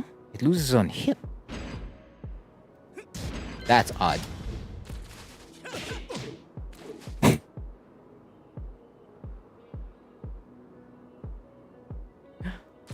That's so inconsistent. Wait a minute. Yo! It's so inconsistent.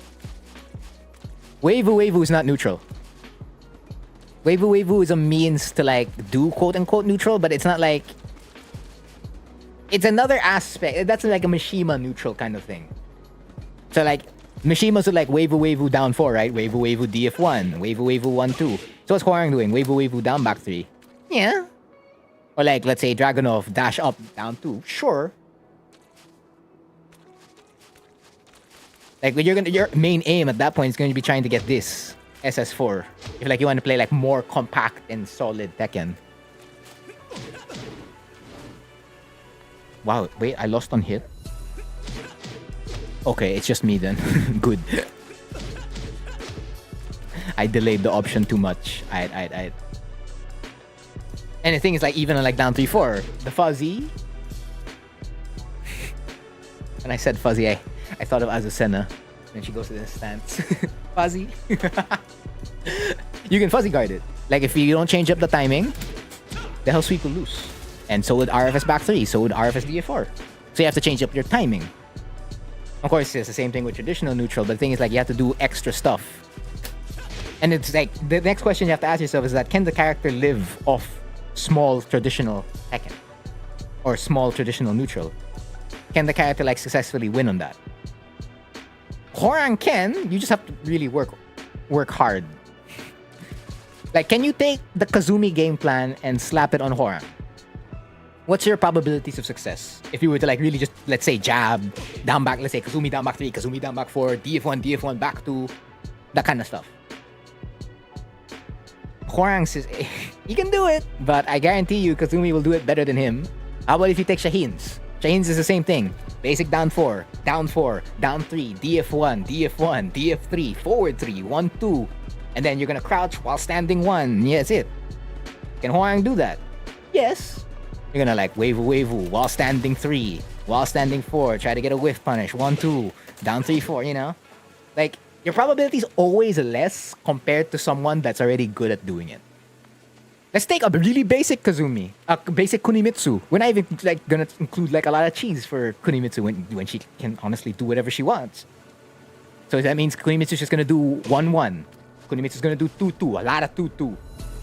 Down back 3, down basic down 4. Simple 50-50s while standing 2. FC3, FCDF3, DF1, DF1-2. Like, can you lock your opponent on doing basic stuff? That's the problem. Hwoarang cannot necessarily lock an opponent by doing basic stuff. He can lock them if he's doing this stuff. Easy. Well, not easy, but has a better chance of like really messing you up if he does that. Take Feng. We were talking about Feng earlier. One DF1 alone. How many situations do I have to think of? How many options? Bro, I have to like almost consider like 10 versus that on a DF1. And most of Feng's situations are always gonna be like that. Does Hwoarang have that? What's the thing like opponents have to worry about if Hwoarang does something like, I don't know, a jab on block, or if he does 1, 2, 3 on block?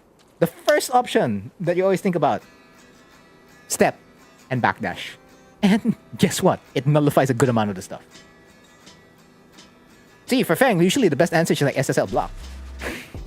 I'm not gonna engage with you. I need to like figure out what you wanna do first. Hwoarang is like, yeah, I can already just go for it. You're like, you better do the option that catches me. If you don't, that's not my problem, it's yours. Like, even if you go for like the better one, like RFF, it's just like, oh, okay, he can only lock me with like highs and lows. If he wants to like really get a reward, he has to go highs and lows. If he just like wants to check me, and the moment he does his mid, the mid that catches me, let's say DF1+2, I'm good. I'm good. Like, Hwoarang's forced to do it, see? Or rather, he's not forced to do it. He kind of like will rely on it. But I guess that means kind of like being forced. But of course, you can, what do you call this? Sit on traditional neutral a lot, or like smaller Tekken a lot for Hwoarang, if you fulfill 2 or 3 conditions. Number 1 is defense. Is your defense good? If your defense is good, you're fine. You can like rely on a lot of, let's say, wall standing 3s, walk up DF1, sidestep, and then down 3-4. Keep it simple. Don't bother. Don't engage. 1-2, blah blah blah. Number 2, simplicity. If your cheese is so complicated and you're not a Celis level so complicated, forget it. Your offense is not gonna like catch someone whose defense is really good. So if you keep it simple, like, and you're satisfied, here's the key part. You're satisfied with the option that actually locks the opponent in, you'll be fine. Because a lot of the options that do lock the opponent in, let's say, let's talk about this one. This on block is gonna leave you at -8. Your opponent's gonna take, they're gonna take advantage of that. 100%, they're gonna take advantage of that. So your defense, number 1, has to come in. If your defense can't come in after you being satisfied with the option that will lock them in Flamingo, or even LFF or RFF for that matter, then you're in danger. That's why this is why it's the number 1 option. Number 2 is being satisfied with the simplest. Because you're like, oh, I could do a different option to like catch them, but it involves like a move that will not track towards that side, or it involves, you know, swapping in stance, where at that point you spent frames and you're opening yourself up because you're free during that stance switch, because the frames usually are not in your favor when you stance switch. It's all mind games. That's usually the first 2. I'm trying to think about the third. Third's probably just neutral, but that ties back into like number 1, so that could also like still be number 1. Yeah, there's probably just those 2. If there was a third, there's a third. Propaganda. No, it's not. They're asking me about Hwoarang neutral. That is what I'll say always about Hwoarang neutral. And that's the same thing in 8. It's just that in 8, they're allowing you to like do more of like number 2, which is like the safest options, right? Because in here in RFF, you can do F1+2. Big deal. What else can you do? You can do a basic 1-2. You don't have to be an RFF anymore. You can get out. I don't know why. I don't know. I didn't find myself doing that. I still like stuck with like RFF2 more often than not. But you can do an RFF 1-2 if you want. Go ahead. And then they made Right Flamingo super safe. And so instead of you just always axe kicking for your life, you can like Flying Eagle. You can do other stuff. You can do RFS of forward 3. And you can just do an RFF down back 3 or an RFS down 3 in Tekken 8, which is great. LFS is more or less the same. So, and then also in RFF, they added the back too. So like it allows you to do option number 2 a lot more. Of course, option number 1, the only way to solve this is pure skill and knowledge. It's like knowledge will help you identify where to defend more against a specific character. But it's still more skill than anything else. When your opponent steps, all paths lead to backlash. Yes. It'll bring you. It'll never stop. We must backlash.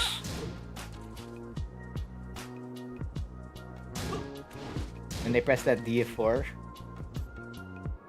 You did up back 3-4, and then RFS DF4. Yeah, it looks nice. The move aesthetically is very, very pleasing. It's like, yeah, ooh, axe kick. Even up back 3-4 looks nice. It's a shame it's hard to use.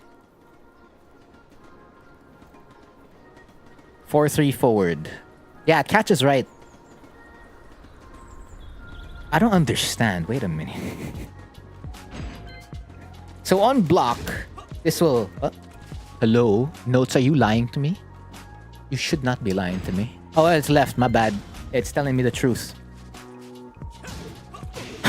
and then on hit, voila. No way. Yeah, baby. It is the most consistent one. Inconsistent. Back 4. So let's say we go on block. Actually, I have notes here, so let me just open it. LFS 3 forward, right? Ah, catches SSR. Oopsie. So if they step towards the right, boom. This is on a step per step basis.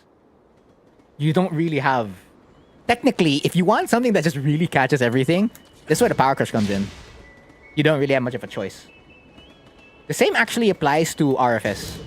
It's just that RFS, the de facto one that will keep them in place is toothbrush. You just slap them in the face. Pa-pa. Pa-pa, you know? Because even that, let's say if you're gonna like try to focus on like, let's say, step right, right? At step right, so many of your stuff starts losing. That's the one that saves you. And that. Like your mids are... You forget about them.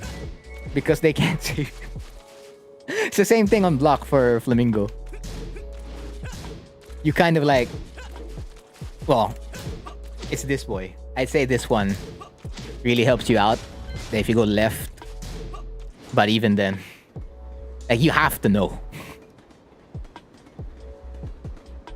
On block, it's a harder life for Hwoarang. That's why if they really be stepping, they really be backdashing, it's so hard. That's why you like keep it safe and you sometimes see the Hwoarang realign. You have to move, you have to commit. I'm always reminded, like every time I think about that, I'm always reminded of the story that someone else told me. Like one of the best Hwoarangs in the Philippines. Essentially, it's just like, okay, since I know Hwoarang's weak to stepping, what they do is that he steps with them. Like, that's crazy. So it's like, bro, I'm already like trying to get out of like Hwoarang's range, and this guy is still with me. It's so annoying. And then now everything still hit. So I have to step again, and then when I step, he's still gonna step with me. But see, that kind of thing, that takes balls, bro. If you don't have balls, you ain't gonna live. At that point, since you know the mids will not win, and you're, let's say you can't identify what side they're stepping, you just keep it really safe. You do your LFS1, you do your RFS2, and be on your way. Like, try to get back to LFF or RFF as fast as you can. That's the next thing you can do. Or you just gamble so hard on your LFS back 3 and RFS back 4. And then, if you like... So if you already have a hard time identifying the step, you already gambled on LFS back 3 and RFS back 4, you do number 3. You don't enter Flamingo. You 1-2, and then that's it. That's why you see a lot of Hwoarangs do 1-2, right? They walk up 1-2. Why? It's because of that. I bet you can find out how to step the restraint. What? What did you do, bro? What did you do? What did you do? I don't know. I don't know if I enjoy playing this character. Oh, I figured it out, but I mean, like, I guess it's fun to a certain extent. Huh. So I guess it is for right for the most part. That's what the notes are saying. It says right. But every time it goes on hit, it says left. And then it loses on right, which is so whack. Yeah, this is a case by case basis. LFS2 is a case by case basis. Versus SSR LFS2, but and then in brackets depends on move. Yawn. Okay. Do I have everything then? RFFD4 to RFS1. Yeah, always. Down 3-4. RFS2, blah blah blah. General options on block. I have all of this. The frames are the same for all the moves, which is great. Don't gotta think about that.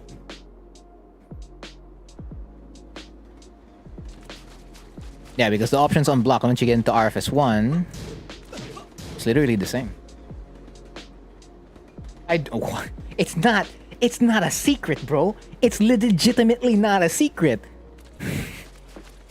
I do hate this boy. It's a love-hate relationship.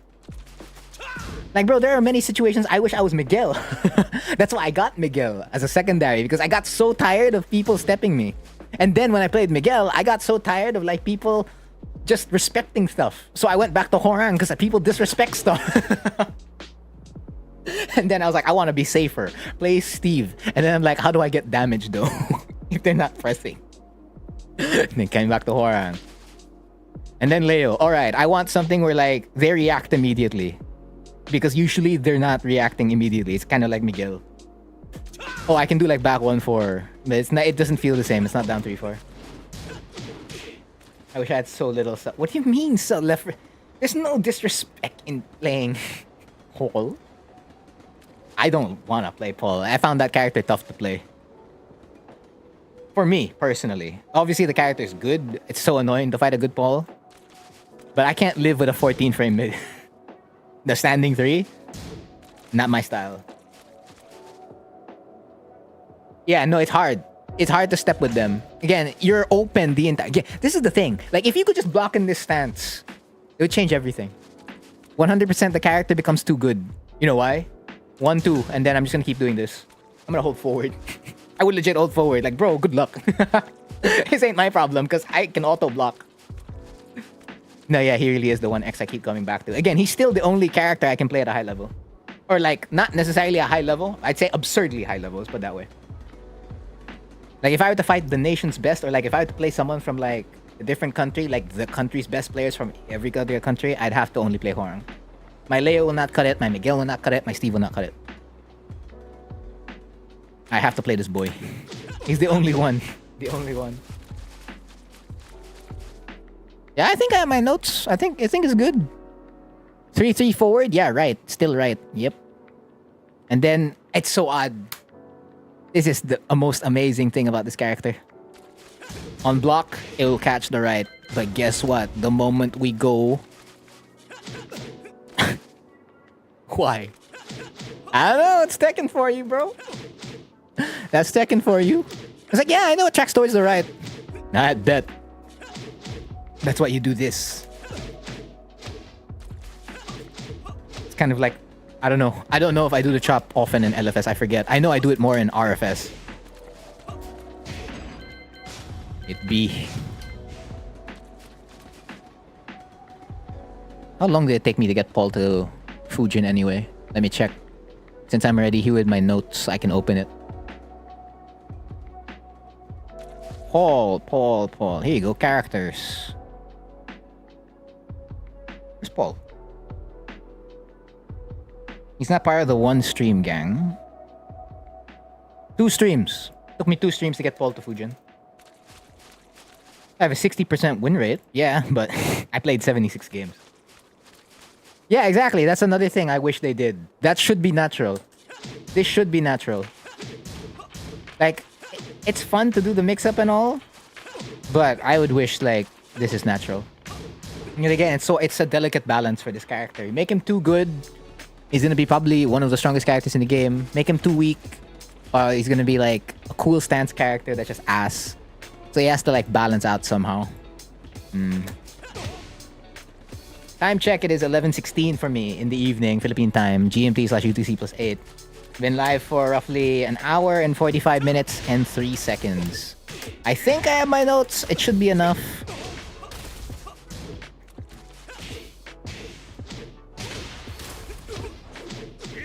So yeah. Pinned comment is your guide. Oh, let me write a basic combo. Because I did say it's a combo filler. There you go. RFS back 4, tailspin, and then RFF forward 3, LFS, I don't know, up forward 3, 4. Up hunting hawk. Like, you don't know what to do? Don't worry. Forward 2 is like always the option out of like almost everything. Any launcher. Legitimately any launcher. All forward 2. All paths lead back to forward 2. This can be your first B&B every single time. It's amazing how it literally works for everything. Where does it not work? I don't know. Like an air pilot checking in. It's like, what's that thing? Okay. Alright, cool. That took me a long time to make. Because in all honesty, it's just manpower work. Like trying to check like the move where it works on like sidestep. I had to ask help from other people. And even then, I still did like majority of the workload. It also gets boring. It gets super boring. Because you're just trying to check where it steps. And then you want to make sure you're right. And that's only against Hwoarang. Like, I want like against Lily. That way I know which legitimately tracks towards a specific side. That's probably what I'll do in 8. If I can play 8. I'll have a Hwoarang one for standard and then a Lily one. It's gonna be a lot of work. Oh my goodness. I guess when I'm doing that, I should just stream. That way I'm not alone. That's the thing. I'm literally alone with my thoughts. Oh yeah, there's like music or another live stream or another video playing on like the other monitor. But for the most part, I'm just like checking this over and over again. And I have to do it on player 1. I have to do it on player 2. It's so boring. You have to time it? Yeah. Well, it's a skill. It's a skill. It makes you look like you have a pizzazz. I remember doing this a lot. And then I just like stopped. Because I was just like, I don't want to think anymore. I'll just stick to this. Yeah, it's probably today or tomorrow. Tomorrow morning. But Reina's trailer came out on Monday. So there's a chance it'll come out on Monday also. Asian time. That is max. Oh no, it's not. It's practical max damage. Actual max is, you know. You know. Nah, I ain't doing that. I don't know. I just get a feeling it might be Yoshimitsu. Would be less boring if Tekken 8 had online practice mode. Nah. It's still practice mode. This place is boring. Like, I know, like, if I were able to... They still haven't done this, but, like, if they could chunk, like, how many hours you've been on, like, each mode, I'm certain, like, my practice mode is, like, the highest. Followed by versus mode. Versus mode / online. That's, like, the next. And then arcade is, like, 0. Tekken Bowling's, like, 0. Story mode's probably, like, maybe 10 hours at best. Yeah, that way we see Mishima moves, right? We see, and then next thing you know, Kuma has a God Fist. Oh no, Kuma has a God Fist. It's over.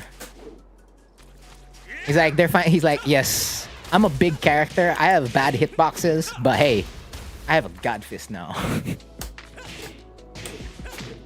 I wouldn't mind actually if he gets a God Fist. It's gonna make him very dangerous to play against though. It wouldn't? It'll definitely up it. I don't know by how much it'll up it, but it's gonna up it. It hates from Rage 3. Hold on. Why? Were you able to finish, what do you call this? Super... Like, Ultra Instinct Akuma easily? What do you mean insane behavior? The one you get stuck on is Devil Kazuya and Akuma, right? That's the one you get stuck on. And then I did all the character episodes, but then I didn't know how to play most of the characters. Like, if I did it now, like when I got Fujin on everybody, it would be easier. Because I know how to play most of everyone, basically. But back then, I didn't know, so I was just like, spamming. Devil Kazuya, no. Devil Kazuya and Akuma are brutal, bro. And the thing is, I have to play Heihachi and Kazuya. Like, let me play someone else. Yes, it's super hard to do. By the fact that, what do you call this? You need to get the second backlash at the 29th frame. I don't know if it's 29th, but I know it's a specific frame. It has to come out at a specific frame. If you're not getting it at a specific frame, you will never connect Peacekeeper. And you have to know that it's hitting at that frame. If you don't, you don't. It took you 2 hours to learn how to do Rage Art, really? Damn.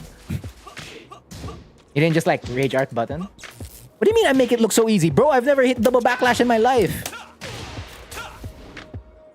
I can hit the budget double backlash, which is the one that's the most consistent. Like, regardless of... Oops. Regardless of whether the second backlash is at a specific frame, you can always just 1-2. Oh, you mean getting the second backlash? Oh, okay, hold on. That's easy. You just have to, number 1, do F3 plus 4. So after you do your first backlash, F3 plus 4, you need to make Hwoarang move forward. Like, if you stay in place, it gets a little bit harder. It is doable, but it gets harder. I was 18 when I first finished that shit. Well, hold on. I put it on ultra hard, alright? I was not gonna play that on easy mode. That's boring. Yo. Backlash. Yeah, that's like the universal one. You like 1-2, and then usually what you get is LFS 3 forward and then up forward 2 plus 4. You know what? I'll just do full combo. Why not?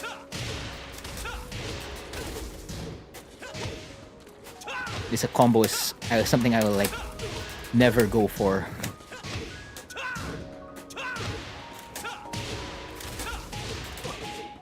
Something like that. Ain't worth. Just go backlash into the usual. If not backlash into the usual, up 3. Woo! 72. Although I think I did it on a different account, the story mode. I didn't do it on this account. I mean, they could. But for the most part, they did say, like, I'm looking forward to the ghosts. Because when I played the ghosts in the closed beta, it was trash. I know for some of y'all, like... For the others, like, the ghost experience was good. For me, the ghost experience was completely trash.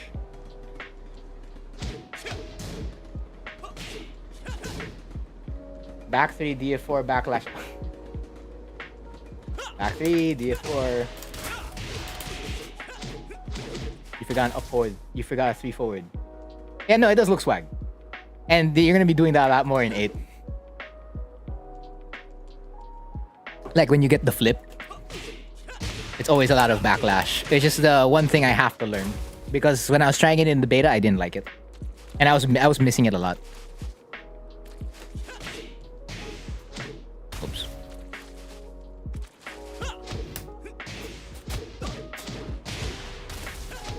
Do I say it's a wall ender? I guess I could.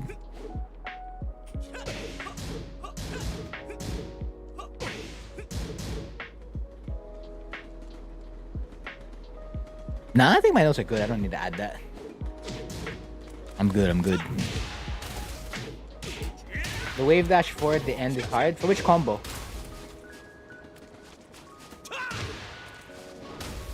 Which one? Which wave? Ah, you're talking about 4-3 forward? Yeah, that's always hard. Like if you're doing off the season 2 B&B. Yeah, the flip lasts a lifetime. I still don't do that. I don't bother.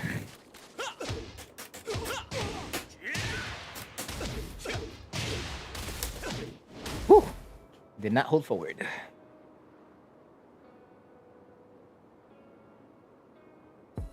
Okay, so when I talk about the moves, now I'm thinking about like how am I gonna do the lesson structure. When I talk about the moves, I should just say this is the frame data for all of it except one, which is this. And the only difference is that it goes into LFF. Alright.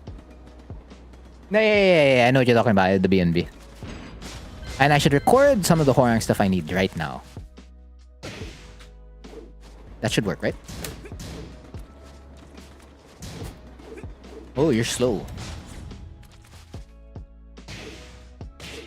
The other one would be high crush. And then alright. Yeah, exactly. Those are better. Or like more consistent. I'm winning? Bro, it's short.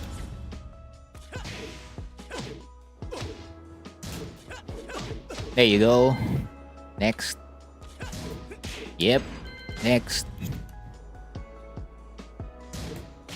Oh. Oh, there you go. Alright, yeah, okay. So I have what I need recorded. What else? So those are basically the general options on block. Oh, okay. I didn't add backlash. Add backlash. And if let's say they challenge. Ooh, yeah, okay. I didn't punish it. Alright, that's a punish. Not a punish. Not a punish. I'm so slow. Bruh. My up back 3. I died.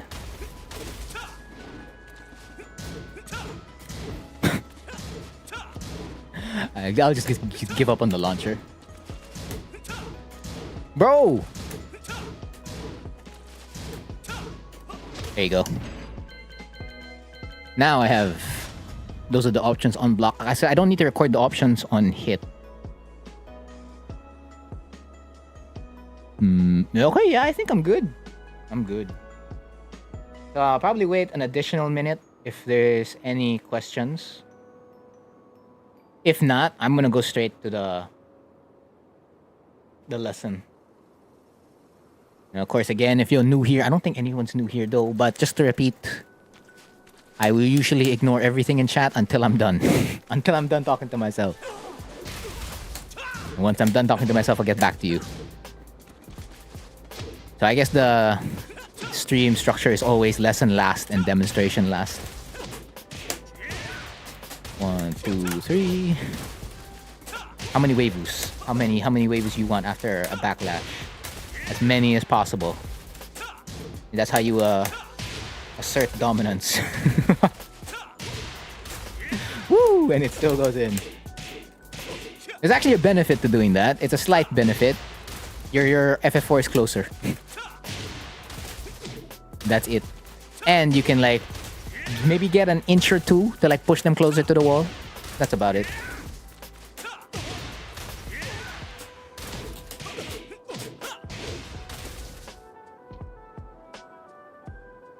No, I mean, that's a demonstration.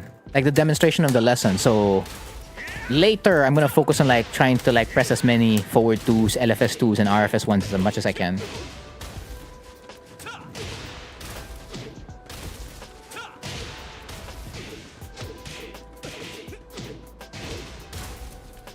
This? How practical is this practical?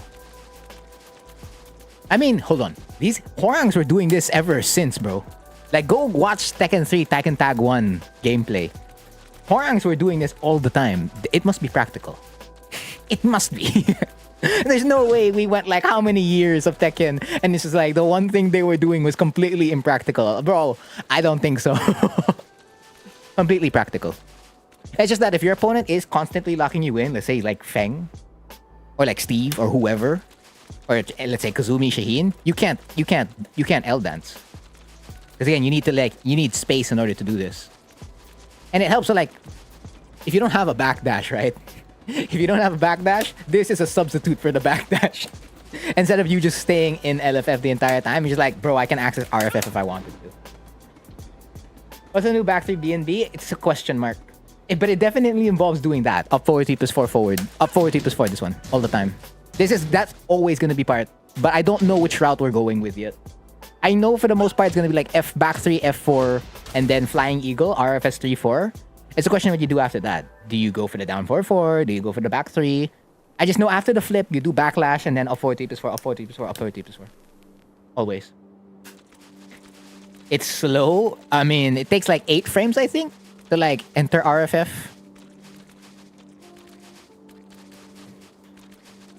Like, the beauty of this is that you can keep out backlash. You weren't doing this as much back in, like, older Tekkens. But in 7 and 8, this now adds to the keep out. And that's the point. I've caught so many players, like, trying to catch me with a on-point backlash. I've had less on-point backlashes in the closed beta. But I mean, when the Power Crush absorbs something, it pushes the opponent back, so you save. Sometimes they ain't punishing backlash. Yay. That's a plus. So it's practical. The Hwoarang knowledge from like years ago, the wisdom rather, not knowledge, the wisdom. It's as legit as it can get. It's just that again, if you're getting locked in, they keep hitting you. You cannot constantly do this. In fact, you should just like throw it in the trash at ASAP and like focus more on defense. It's a shame now, launcher. It'd be too strong. Honestly, getting that amount of damage plus FF3 or back 3 is very just good. It's too good. Yeah, that's the one that's guaranteed. I found it to be good. It's just like, wow, shucks, my opponent's dead already. Well, not necessarily dead right after, of course, a launch. Like, they're always gonna be close to it. But in 8, after you do like a bunch of pokes or whatever, it's like, oh, they're gone. They're dead. They're dead. I mean, if I get backlash at the wall, or even more. Backlash, up 3, LFS up forward 4. And then you just basically do the regular wall ender. Or now unless you want to do LFS 3-2, then yeah. It's the same as, yeah. The Tekken 7 one. Not the... Basically, it's the same as Wall Standing 3. Put it that way. Yeah. Wall Standing 3, RFF, DF3, anything that allows you to get those two options, yeah, it's like that. It's good. I mean, thank goodness they gave us something out of it. This was the one move I was 100% expecting them to nerf in some way. But they were like, no, we'll keep it. I'm like, you surprised me. This is the one thing I was seriously expecting you to touch. And at that point, I'll have to really think hard on like how to play this character. Because I what do you call this? This is part of like my game plan. I need backlash. Or rather, I need an armored version of it. That's why I'll have a harder time if you throw me to like Tag 2. Tag 2, Tekken 6, Tekken 5, Tekken Tag 1, Tekken 3. I will have a harder time. Because this is not armored. I would find... I know, like, you go to the arcades. Let's say you go with family or, like, you go with friends. And then you go to your local arcade spot. So, for me, it'd be Time Zone, Tom's World, or Quantum. And I was like, oh, yeah, let me just... You know, why not? You're gonna, like, buy a cake or whatever. It's gonna take you maybe 10-15 minutes. Or whatever. You're gonna go buy some shoes. I'm just gonna, like, go to the arcade.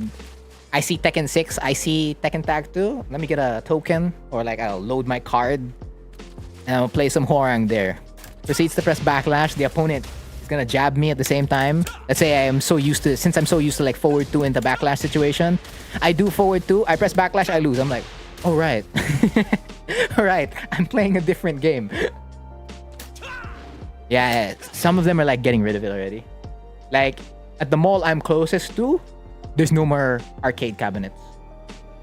It's not just Tekken machines, it's legitimately all the arcade cabinets. So Metal Slug is an arcade cabinet that used to be always there. They had a Tekken 6 machine, that's gone. There was a Tekken Tag 2 machine, that's gone. Tekken 7, it's gone. Anything that involved a joystick, gone. That is like the classic, on like the shape of like an arcade cabinet. So Marvel vs. Capcom, blah, blah, blah. I'd have to go to Tom's World or like Quantum to like play those games. My time zones don't have them anymore. They're like taking it away. And I'm like, yes, that's the arcade life now. I mean, I was kind of like, I wasn't expecting it to like have massive pushback on hit. But the transition, I kind of thought they were going to bring back. And maybe remove the armor. Like, keep it the same exact move, but have the transition.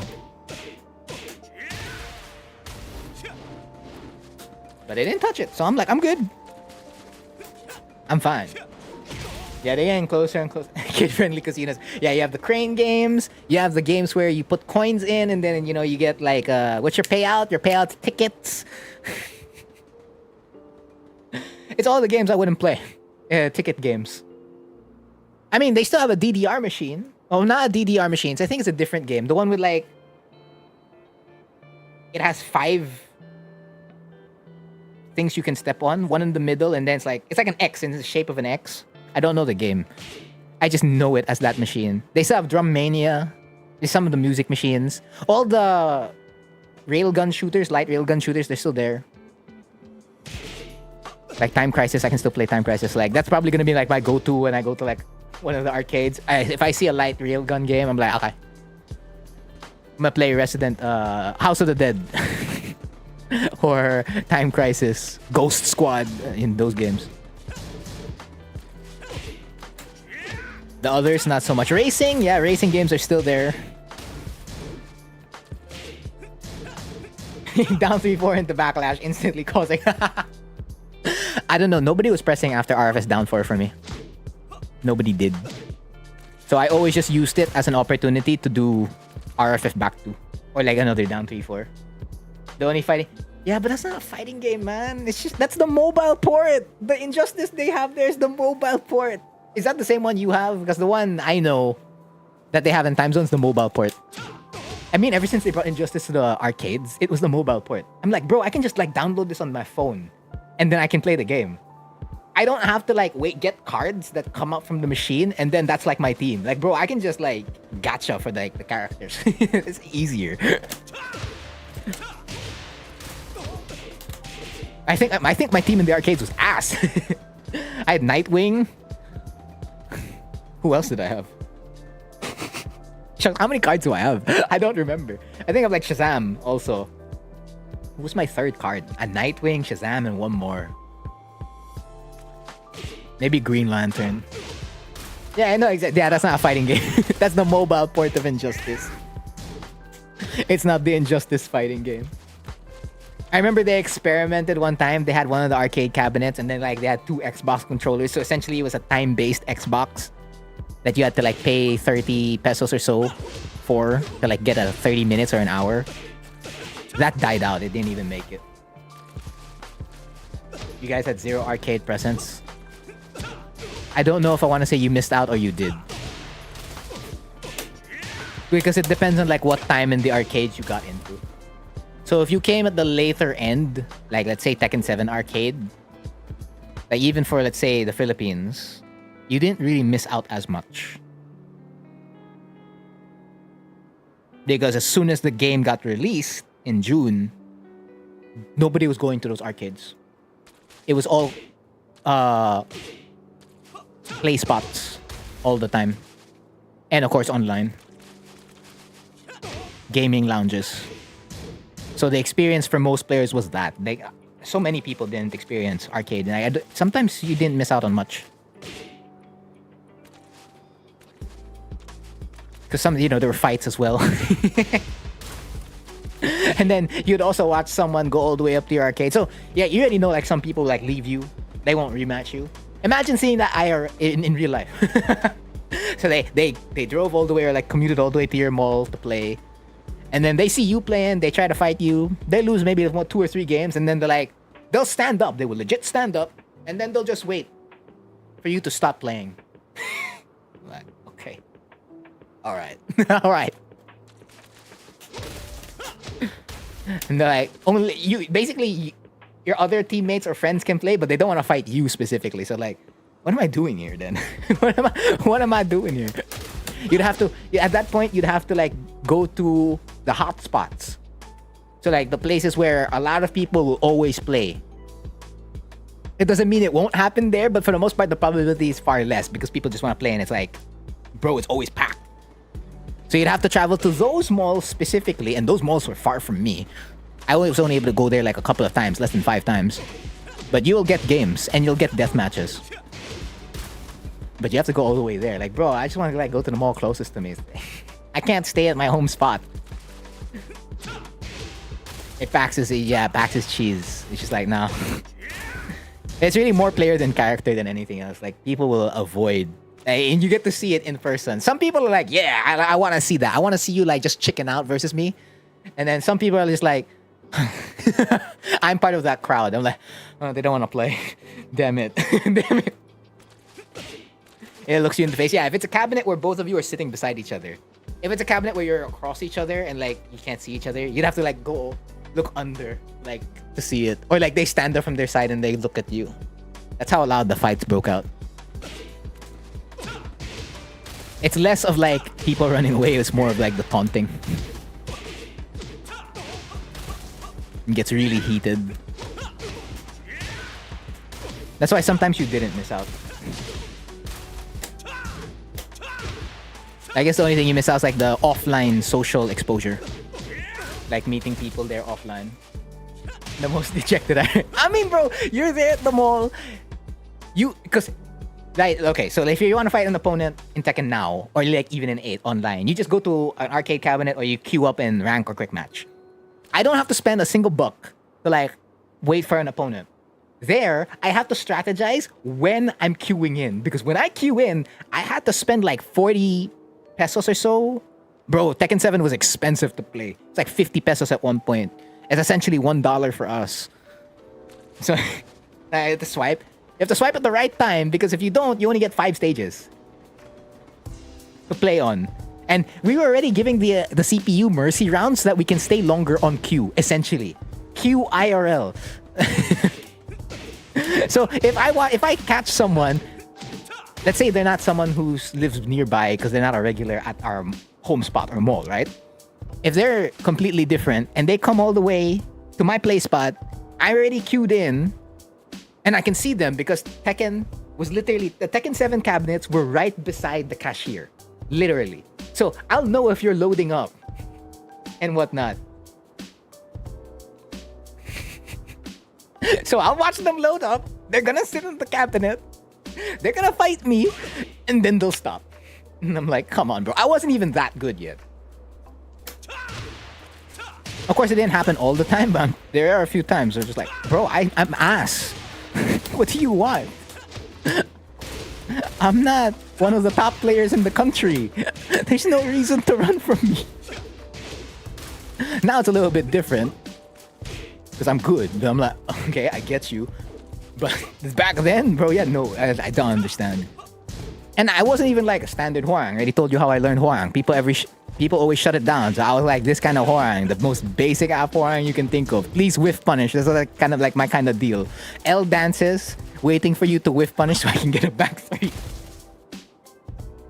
Yeah, so it's like, you can literally see it.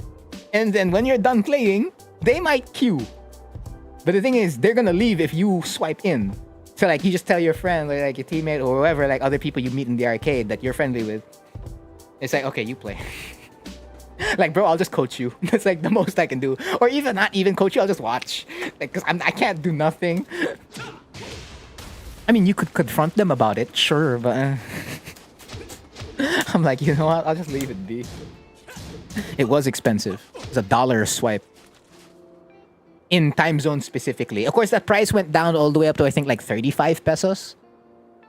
But, bro, I had to, like, separate part of my cash to be like, all right, this is for, like, when I'm at the mall. And you can't just queue all the time. You gotta queue at the specific moment. So, like, let's say in Tekken 7, if you queue at any point in time of the day, you could find someone. There's probably gonna be a couple of hundreds or, like, 50 plus people playing in your region. Maybe, right? Quick match or rank. There, you can clearly see which players are available or not. So, if you're there at the ball, let's say at 11 or 10 a.m. because it opens up early, right? There's gonna be nobody there. So you could be like literally right beside the arcade cabinet. Let's say like the ball dropper for tickets are right beside you and you're just like, there's nobody here. There's nobody here.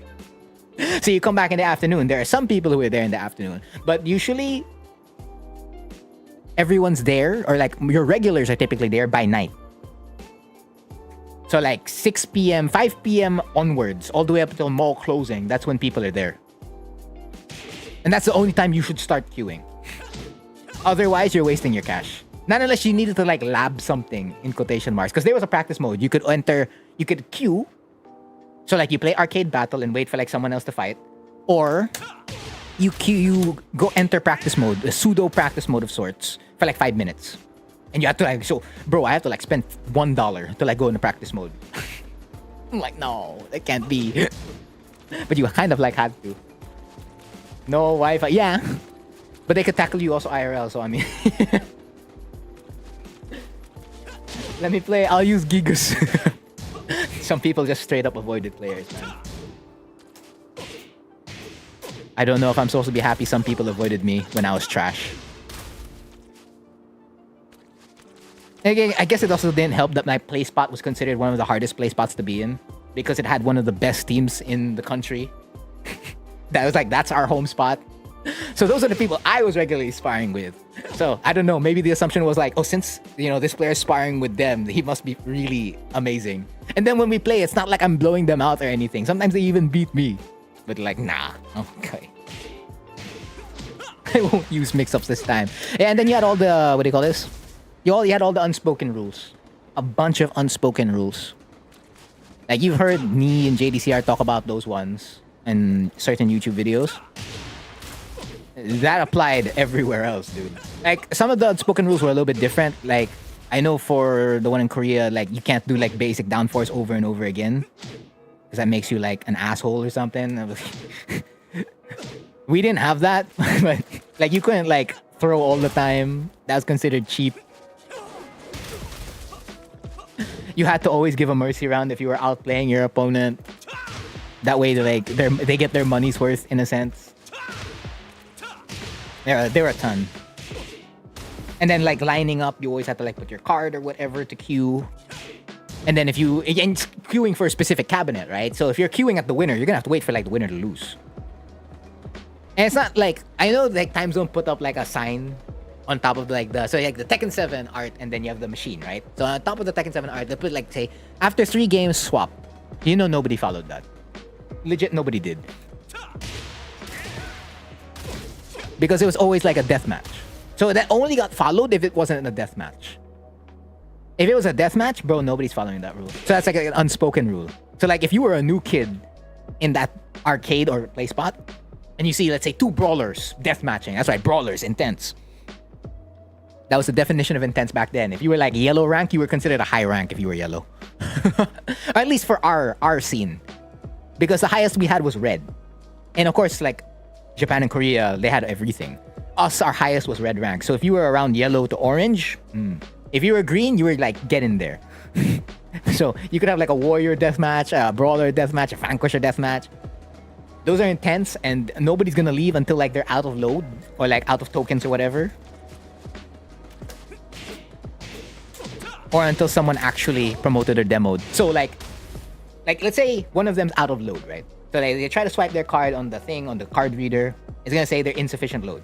So they're gonna get up. And of course, depending on the positioning of the cabinet, so like at my mall, the cabinet was literally right beside the cash register. So you'll see that player stand up to go to the cash register. So you know you're confirming that they're continuing to go with the deathmatch. At other malls, they had to like stand up and go all the way back to the front. So the unspoken rule there was, if you were another player who was watching, you're not supposed to sit down. At all. You're gonna wait for that player to come back, because that player will usually say if they're gonna continue or not. Like, so usually they'll say, oh, I'm just gonna load. Paload lang ako. So English translation's like, I'm gonna load. So if you're one of the other players, like, you don't even have to be like friends with them. Like, you're just at the minimum acquainted. And not even acquainted, like, you know, you're just there. So like, you're one of the Tekken people. At that point, you're already acquainted. So like, you make sure nobody legit sits there. It's a I don't know any other way to say it. This dick move, legit dick move to like sit there, to like interrupt the deathmatch. And then he's gonna come back, and then they're gonna continue. Until like, as much as like they could financially, right? That's like another unspoken rule. The guy who just spams throws is just a jerk. Kind of. What low ranks are like nowadays? Was that when he was in like the US? Because he was in the US, right? For the Evo showcase. And then he was like playing in... He was doing like first to ones with everyone, I think. Was it first to ones or first to twos? I don't know.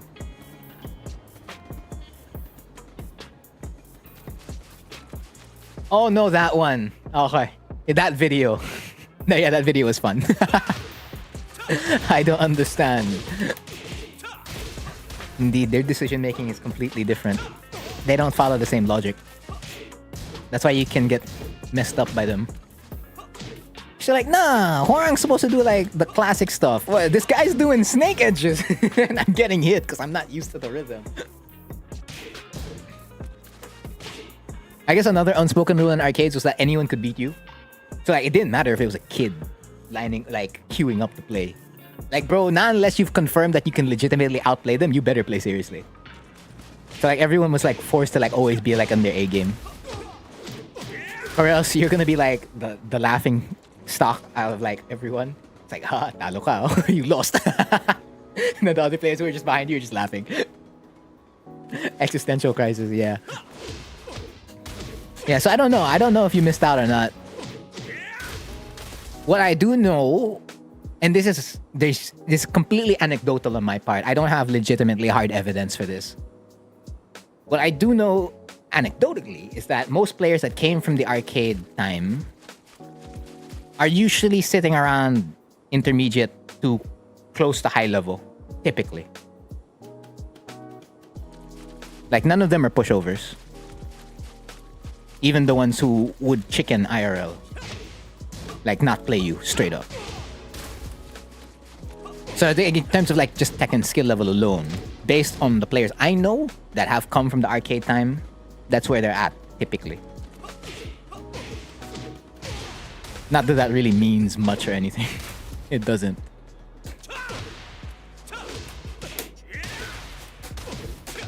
Yeah, so I wouldn't say like you missed out.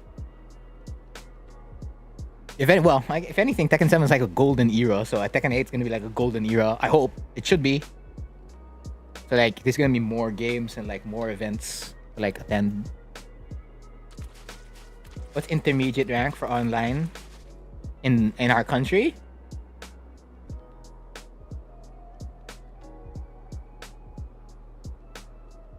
Intermediate. Maybe red. Red to rulers. Like, how are we defining intermediate? Because beginner is quite clear, like, to define. That's where you're sitting at, like, your teal ranks, right? Teals to greens. Maybe even your yellows. To me, orange and yellow is like you're kind of, like, starting to, like, get an idea of how the game's played. Greens to teals, and even silvers, sedans. You're starting. And maybe some cheese carried you all the way to green. Yellow and orange, you have an idea of how certain stuff work. Red to ruler, that's when movement, punishment, that gets involved more. Because the moment you hit blue to like purple ranks, like Emperor, Tekken King, and then Tekken God, usually that batch of players are the ones who know the game. Know in hard quotation marks. Like, they have specific sequences they use.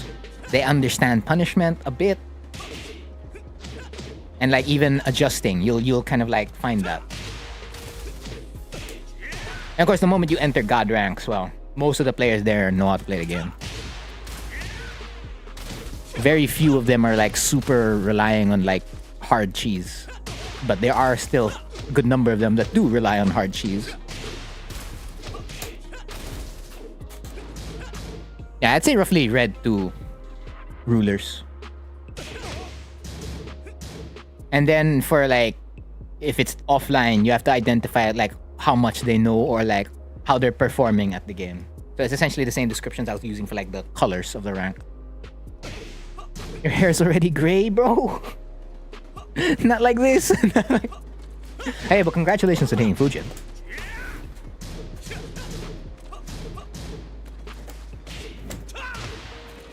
Now you're closer and closer to godhood. You have like a month, 2 months left, roughly, to like hit godhood. Like just hitting Tekken God. That's it. That's a good goal. Because after Fujin, Rajin. And then Yaksa, Ryujin, Emperor, Tekken King, Tekken God. Not a bad goal to have. Like, if you can finish out the blue ranks and hit at least Tekken God.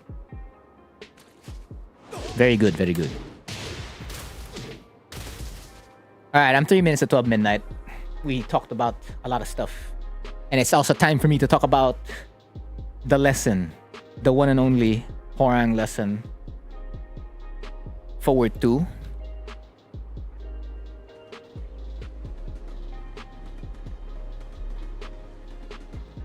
Because the first 5 demonstrations will take a while. Yeah, and that's really part of it. That's kind of like, that's what I mean by like players have an idea of what to do already, and like they've settled in and like comfortable in certain things at blue ranks to like god ranks. But there are still holes in their gameplay. Actually, even all the way up to god ranks, yeah, there are holes in their gameplay. And it's like, it's not like, yeah, again, every player has flaws. But it's just like, what I mean by holes, like the hole is very glaring. It's like, bro, I can target that. It's not like I have to like go through the hoops to find your flaw. Okay, I'm gonna do it. So it's time to do the lesson for the stream against Forward 2. I pray this only takes like 20 minutes to do. Alright, much thanks for dropping by, Cooler.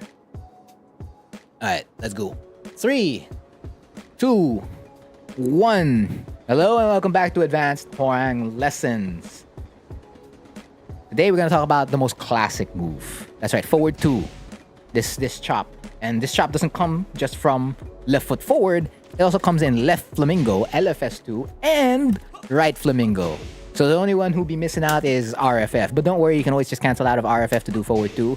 Or you can do a move in RFF to get you these chops. Whether that be anything that puts you in right flamingo stance. So like RFF 4, and then you do RFS 1.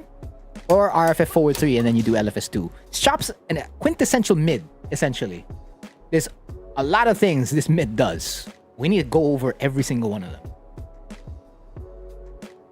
So frame data, right off the bat, it's the same for Forward 2, LFS 2, and RFS 1. The only major difference here is that Forward 2 and LFS 2 will put Hwoarang in RFF, while RFS 1 will put him in LFF. That's the only difference. Right? Write that down. Next. So this move comes out at 16 frames, and it's +9 on hit. And then if you do it on block, it's -2 on block. You get nothing on counter hit for this move. Nothing at all. But yeah, that's the frame data of this move. So it's always like 1 frame behind. So let's say you do something like RFS 2. Or well, not RFS 2, LFS 1. You're gonna be at least +5. So again, that's what I mean by it's 1 frame behind. It comes out, it's an 11 frame mid. The next up off the bat is options. What are we gonna do for these options? Because again, +9 is it's a nice frame to have, or frame advantage to be in, right? So like, what do? I made a whole video about it. Links in the description below. But essentially, what you do is you do Forward 2, RFF D4, RFS 1. Every single time, no questions asked. This is what you do every single time. Why is this something you do every single time? So if I do it off Forward 2, that's my option. If I do it off LFS 2, that's my option. RFS 1, we'll get to that in a bit. That's the LFF version. But why? Number 1, your opponent cannot step this option. RFF D4 is notorious, very, very notorious for, you know, getting step. It's a completely linear move. So if I'm at, let's say, +5 and I attempt it, no dice. If I do SS4 and attempt it, depending on like where the opponent's at, they can or cannot avoid it. So this has to be changed to sidestep right. And then the moment we do RFF D4, gone. That's the point. Also, in other situations, let's say backdash, right? If I do RFS 2, nah, okay. No amount of plus frames is gonna save it. Not unless that plus frame is extremely high. And that only comes out on hit. So again, that was against sidestep left. Again, sidestep right. Nope. Turn down to sidewalk. They're not going anywhere. It really doesn't matter who you are. Even if like you try to press an evasive move, it doesn't. Usually, 99% confidence will not go in. Because it's a mid. Not low enough to hit AOP, but get in there. Also the backdash. Your opponent can't backdash this. And if they backdash it, you're -7 if you don't hold forward. However, if you do hold forward, oh right, the whole sequence just can't even be backdashed. That's why it's your go-to de facto option and will always remain to be your go-to de facto option. So if you get it on hit, forward 2 or LFS2, you know what to do and why. So let's go one by one, right? So if your opponent blocks this, they have to eat this. The same thing. Can't step it, can't backdash it. And if they try to press a button, they're not going to beat it most of the time. So at this point, you have a whole mix-up. Number one, the 50-50s on RFS.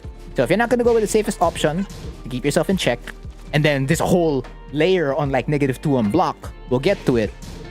You can now stand switch down 3-4. You can hit with the 50-50, as mentioned earlier. And then, you can also just reset. Very versatile. Now, if let's say you confirmed that they'll never, ever challenge RFF DF4, and you're not getting as much mileage on, let's say, the RFS options or mix-ups options, right? Because even RFS F4 is going to lose to the backdash. Yeah, at that point, you can just say, hey, down 3-4. Now they really got to, like, wake up, right? Because they get hit by a forward 2, and now instead of, like, a mid, you know, the one mid they don't want to get hit by, because even on counter hit, they're going to get hit by 2 back 4 or RFF 2-3. Now they get hit by down 3-4. Now you have a super safe 50-50. So I get this on hit. It's like, I dare you on counter hit, number 1. And then number 2, you'll never get away from me. And then number 3, I can always change this to something else. And then number 4, alright, you gotta watch your legs. It's just so good. And then, after that, if you want to play extremely safe, because why not? You can lock with an RFF2. Good stuff. You can do a DF1 mid-check, or a DF1 plus 2 mid-check, whichever works on the matchup you're playing against. And then down back 4 forward if you want to, like, keep it safe in the event that they block low and you catch them with, you know, toothbrush, RFS F4. Or you backlash. And this is a little tricky to punish. A little tricky. Why? So I believe I have backlash recorded here. Is it this one? No, it's not that one. Is it this one? There you go. So I'm gonna attempt to, like, punish it with while standing 3. I tried. I was too early. Okay, I woke up to a while standing 3 there and I blocked it. So see, if I get hit, I have to get hit, right? Get hit. And I have to go for a while standing 3 punish. That wasn't, there's no punish indicator there. Too early. Like, they gotta practice this. That's the thing. Of course, your main concern is that if they 1-2 check, they can get an easier punish. I am being very, very late, though, on it. So forward 2 and hit, 1-2. Still not going in. So at that point, you're gonna have to, like, while standing 4-4. So, like, it's a risk to press a +9 if they want to press a +9. And even then, like, a DF1 will not cut it. So, like, only really fast moves will win here. So that they can still get this. The moment they press anything else, gone. So that's what makes, you know, forward 2 on hit or LFS 2 on hit so difficult to deal with. The down 3-4 and RFF DF4 alone is just like, what an amazing mix-up. Now, what if you do if it's like, you know, RFS 1? Now, this doesn't get the option to do RFF DF4, right? So it's like, what's like my mid mix-up here? Well, number 1 is that you just follow up with forward 2. Why forward 2? Because if this hits, right? Let's say they attempt to step. I just connect back to the old situation over and over again. You see how you can just loop it over and over again? That's the sequence. And if it ever gets blocked, I'm fine at -2. Completely fine. But let's say they block it, right? So they block the mid, or like backdash, right? So RFS 1, I'm good. Backlash is available to like continue pressure if I want to. I can still high crush, I can still low crush, blah, blah, blah. I can also, like, so if they're blocking F2, I can DF4 if I want more reward. Because I cannot JFSR. So if I put this aside step left, JFSR sometimes will not win here. That's against sidestep right. We're gonna now move it on to sidewalk left. And I'm trying to input JFSR as fast as I can. And yeah, see, it only beat one thing, sidestep left. So is that an option you want to risk? As much as you want to like get JFSR, right? You can also throw out, let's say, F1+2 here. But of course, you have to put yourself in a -9 situation. It's the same thing with like throwing out DF4. And DF4 is just like, just being really, really sure. Like, hey, you're not moving whatsoever, right? So like, you can always just stay with forward 2 if you don't want to like, if you're not too scared on like whether they're moving or pressing or not, or if you want like a counter hit knockdown or like a counter hit at the wall, if you got it at the wall, right? So that way it wall splats. The other option, well, there's just none really. Like for the most part, you're really just gonna have to like stay safe. Maybe pray that they press a button, but most of the time they're not gonna be pressing a button. So you need to force them to press a button, and it's the same way you do it after LFS2 or forward 2. You say hi, down 3/4 here to like, come on, make a decision now. Make a decision, make a decision. And you can like tie it back in again. So like down 3/4, RFS1. If they get hit by the RFS1, I can do another down 3/4. I can do another forward 2 mid check. And of course, all the safe options are available to you. So if not RFF2, you can always just do a basic 1-2 into right flamingo and then hit them with RFS F4. Or you can do like 1-2-3 into an LFS3. If not that, down back 4 as per usual. And of course, maybe a DF2. But yeah, not against the backdash. Maybe against the side steps. Because they can't step that at -9. So if not DF2, the usual. DF1+2 and DF1. So what you're noticing here is that, of course, LFS, or like going into RFF is far more deadly. That is true. 100% true. Compared to the RFF version. But the right flamingo version will always allow you to like just go back to it anyway. So I was mentioning earlier, like the moment you get on block, it's still pretty deadly. Because why? Again, it's -2 on block. So at -2, you're kind of safe. Why? So I have options recorded here. So the first one is your opponent can whiff an option here. Let's say I whiff, punish. You can just hold back. If their move isn't long enough after forward 2, you're gonna get a punish. It's great. So they have to like, you can like wait for that, and they have to like think about like their option on like catching you. The next one is that you can high crush immediately, right? They challenge. And of course I chose down jab here, and that's gonna like eliminate even a DF1. No button for the most part. For as long as it's not like an evasive move, or they're not trying to like, you know, step around you. Like there, that was a clean step. You kind of like are dead there. But for the most part, if they ain't doing that, this is like fastest interrupt. And that's high crush. And that is, of course, other high crushes like RFF back 4, RFF back 3. Higher reward on those high crushes. Even RFF down back 3-3 if you pull the trigger. But for the most part, that's like your best interruption. And it's a high crush as well. You could also low crush. You could do like, let's say, the orbital right after. If you're feeling it. An orbital, a neutral hop kick, L forward 4-4-4. And up forward 3+4 right after. That does low crush. The next one is, of course, they can step. So the same thing. If you know which side, the weak side of your opponent, and like the options that they're pressing, right? So here DF2 is catching. So if I change it to something like DF1, that still catches. DF1 still be catching. How about a DF1+2? That be catching. We keep it simple. How about standing 4? There you go. So like against a more linear move, of course, again, it depends on the situations. Like you can like fine tune this a lot. And you don't have to like SS into like a small whiff punish. Like just simply stepping an option and like trying to maintain the positioning, really good. And of course, as always, the one thing that's really going to deter them a lot, backlash. So if they commit to an option and they can't block after it, that's their loss and not yours. Of course, for Hwoarang, this hurts a lot if the opponent is very aware, like they have a string with a low, or they simply mid-check you and then they punish. And that punish can get even worse. But there's a lot. And like you can just straight up opt to do nothing. Like the opponent has to watch this, and you can either just hold back and do nothing. They have to watch for your sidestep. They gotta watch for you holding back. They gotta watch for you like pressing a button immediately, whether it be high crush or low crush. And of course, they can't just challenge willy-nilly because backlash, right? So it's such a mid like where, it's such a mid. It's an amazing mid that, there's just so much you can do on hit and then even on block. And on hit, you can opt to like not press a button. I don't really recommend that, but like for timing change, for like changing up the timings on your opponent, you could. But on block, it's just like, wow. You essentially, in quotation marks, don't lose out on much, regardless of whether it's on hit or whether it's on block.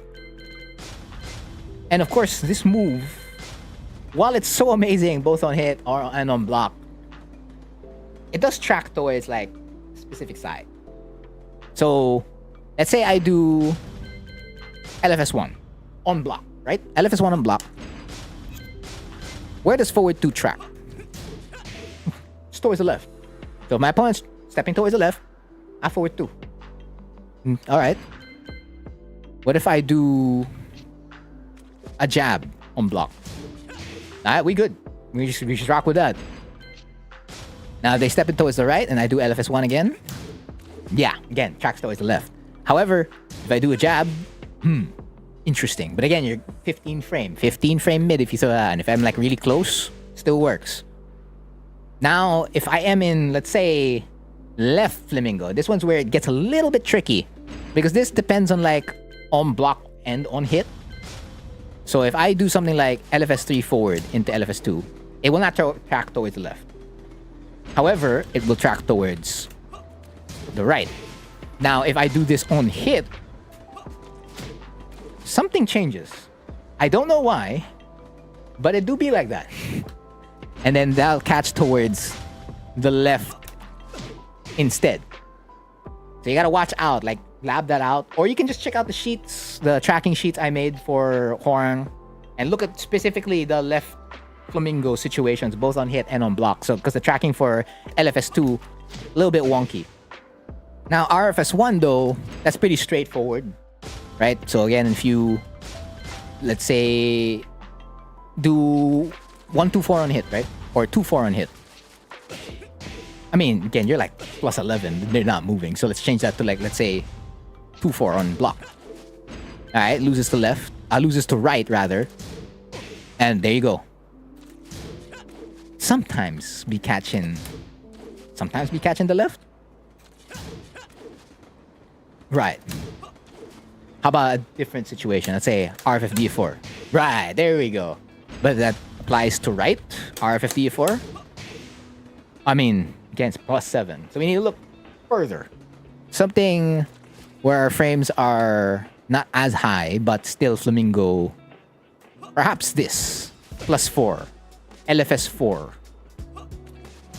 So it still catches versus sidestep right. Against sidestep left, however, not catching as much. So maybe more SSR than anything else. Because usually, you're not thinking about the tracking for right flamingo. Why? Because you're usually throwing it out after down 3-4. So its main purpose, beside, let's say, the axe kick, is really more of another mid-check. So if you want to enter, let's say, a plus 9, rather than, let's say, a plus 8 force crouch, or a plus 1 on block, you're like, okay, I'll go for like a negative 2 on block, and I'm in LFF, rather than RFF.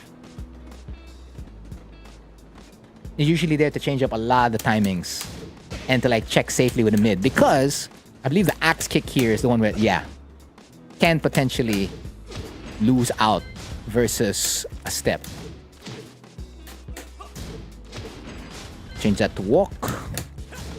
Yeah, there you go. It does lose to the walks. But this doesn't lose to the walks. Like, it's really just another mid. Like, oh, this didn't work, I'm gonna use this one. Same thing with like if you do RFS F4, you really just try to keep them there, and it's going towards the left. So maybe, again, case by case basis. Sheets are gonna be in the screen. Links in the description below. But yeah, that it does track reliable mid. Well, I guess forward 2 is like the easiest one to understand compared to like left and like the right flamingo versions. But the other thing that's easy to understand is that this is a combo filler. So like the B&B, right, is usually F4 RFS back 3 into Peacekeeper, right? If not that, you're doing straight into Peacekeeper. What happens if that's a little bit too difficult for you? Well, there's a basic. This like, bro, this move's got your back. You just forward 2. You just forward 2. And this applies to almost every launcher. Whether it be natural launcher or a counter hit launcher. I can do it for all. You don't have to think. Like this can be your starter B&B combo filler. Straight up. No problem. Any launcher, it straight up will fit. And there's an end. It can be your wall ender as well. Bro, like what can this move not do? Very few things that this move. Maybe be 15 frames. That's my wish list for this move. I wish it could be 15 frames. That way when you do, let's say, LFS1, it's not 1 frame behind. It's literally 0. It's gonna track or like trade with a specific move. But yeah, it can be your wall ender too. So say use forward 2 as your combo. Wall ender. That didn't connect there, but this time it will. 1, 2. Wall ender. Very good. And you don't, let's say you don't even want to do the down jab after that. Say no more. You can always just do forward 2 into something else. Maybe, let's say a back 2. An RFF back 2. Not an RFF back 2. An RFF 3. Ah, there you go. The old reliable. Always got your back. That works out. Of course, you are missing out on a lot of damage. Let's say you change the combo for it. Something that will yield more damage. That's 71. I can get more than 71, but again, this is reliable. So like, the move can do a lot, both in neutral, as a combo filler, combo ender. Yeah, it's pretty good. So forward 2, LFS 2, RFS 1. This chop isn't going away. It's still in Tekken 8. And in Tekken 8, it's going to get a little bit more versatility. Because you can do like F1 plus 2 in RFF. You can do DF3 plus 4 in RFF. A lot of stuff. Down 4-4 in RFF. Of course, the LFS version still the same. It's just that you have Ignition Barrage DF3 plus 4. But again, getting too ahead of myself. We'll get to that stuff in Tekken 8 when we get there. But for the most part, one of the best mids Hwoarang has in his arsenal. Press this button. Well, I wouldn't say don't stop pressing this button, but like, this option should always be on your mind as a Hwoarang player. And even for the opponent, they gotta like worry about this mid. So when those mids were on block, we can make them think. Rather than like just simply surrendering our turn. Like let's say after a mid check on like LFS back 4, or like they can backdash after LFS forward 3, or they can sidestep after CD3 on block, etc. It's like one of those which is like, yeah, I'm kind of like Steve Fox or Feng Wei or whoever. I can like parry, blah, blah, blah. Well, you can't necessarily parry. You can do that on, what do you call this? On RFS 1. That's an option. Can't do that in RFF. Yet. It ain't Tekken 8. So again, that's all the cheese I have for forward 2, the Taekwondo chop. I've been Frontier, and the next advanced Hwoarang lesson is always going to be on the other side of the screen. And I'll see you there. Thank you for watching. I'm good. I have no idea how long that took, but I'll pray that the raw cut ain't 30 minutes. If it's 30 minutes, so be it. So now it's time for me to play a set. Hopefully I get one set in. That's first to 5. And then I'm just gonna chopping the whole way to victory. That's like the game plan. I'm just gonna keep annoying them with this move. Yes, hello YouTube. This is what my YouTube channel was built on. Even the Facebook page. My Facebook page is built off this. If it weren't for this, I wouldn't have a gateway. Oh, Wi-Fi, no thank you. I want to play against a LAN opponent.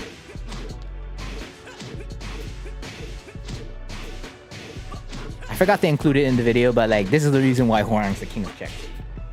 It's this chop. Bang! Check. Check. Check. Check. Check. Check. Mic check. 1, 2, 1, 2.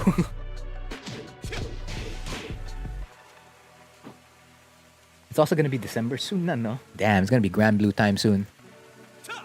That one, I don't really have much plans for streaming it. I'll have to get good at the game first. That's why for other fighting games, I don't know if I can do the same stuff. If I get good, then yeah. If I don't, no.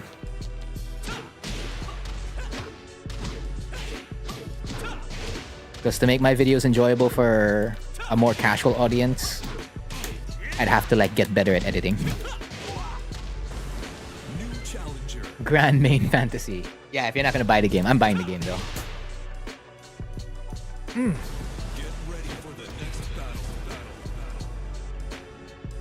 Because I need to play Anila. And it's like, she's the only character I can play. Been a long time since I've played this player. Will you play a first to 5? Actually, the perfect character for me to like just forward to a lot because it's gonna be like a lot of just like traditional neutral. Not unless slow sip and be going crazy with Shaheen. Yeah. So I'm gonna use the chop to affect the game state as much as possible. Slidey. Do it. Say hello. Oh, okay. I'm good. Forward 2. Okay. Forward 2. We got that information. I'm good. Oh, they're gonna be holding a lot there. That means I can down 3-4 right after. You're gonna hold? Okay, you're not gonna hold. You lied. Press. Chop. Oh, I didn't talk about that 10-hit combo. My bad. I forgot to talk about the 10-hit. I talked about the chop specifically, not the 10-hit. Woo!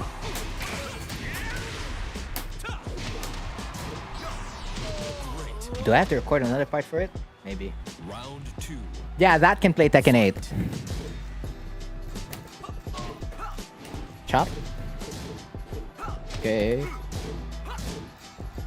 Chop. Ooh, okay, that hits me there. Chop. Okay. Ooh, right, that was on hit. Gotta recognize when it's on hit. The 10 hit part is important to forward to. Do I just put it in the notes of the video? Yeah, I'll just put it in the notes of the video. Because I really wanted to talk about forward 2 specifically, not what do you call this? The 10 hit. Yeah, I can play it. You have extra here. You can sell that. Forward 2. Yay! 1, 2, 3. Nice. Forward 2. Forward 2. Forward 2. Forward 2. Harvest 1. Alright. That's chopping round.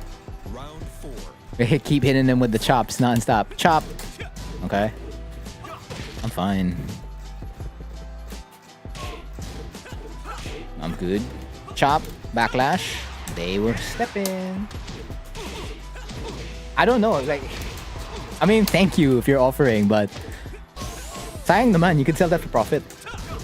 Oops. And I don't even know if I'm gonna be an event in December. Like, so far, I'm still thinking about attending, like, the one in Quezon City. The one on December 9. That's far. It's far from me. It's pretty far. At least there's no registration cap on that one. Like, I can think about it. It's just that I won't get a free shirt. Because it's first 25 people lang, diba, who get a free shirt. So I miss out on the free shirt. Woo! This chop. So deadly. Makita na siya. Oops. Well, I won't force it. Like, I'll let fate decide. Woo! Okay, that's dead. That's guaranteed. No, never mind. It's not close enough. Okay, I'll take that though. Round 2. Fight. And I'm pretty sure we'll get other really strong Hwoarangs playing. Like Bruce Maker's probably still gonna be playing. 50 cal kicks definitely still gonna be playing. Noe Little came back for like the last Tekken 7 tournament, so he's probably gonna be there for 8. So we're gonna have no shortage.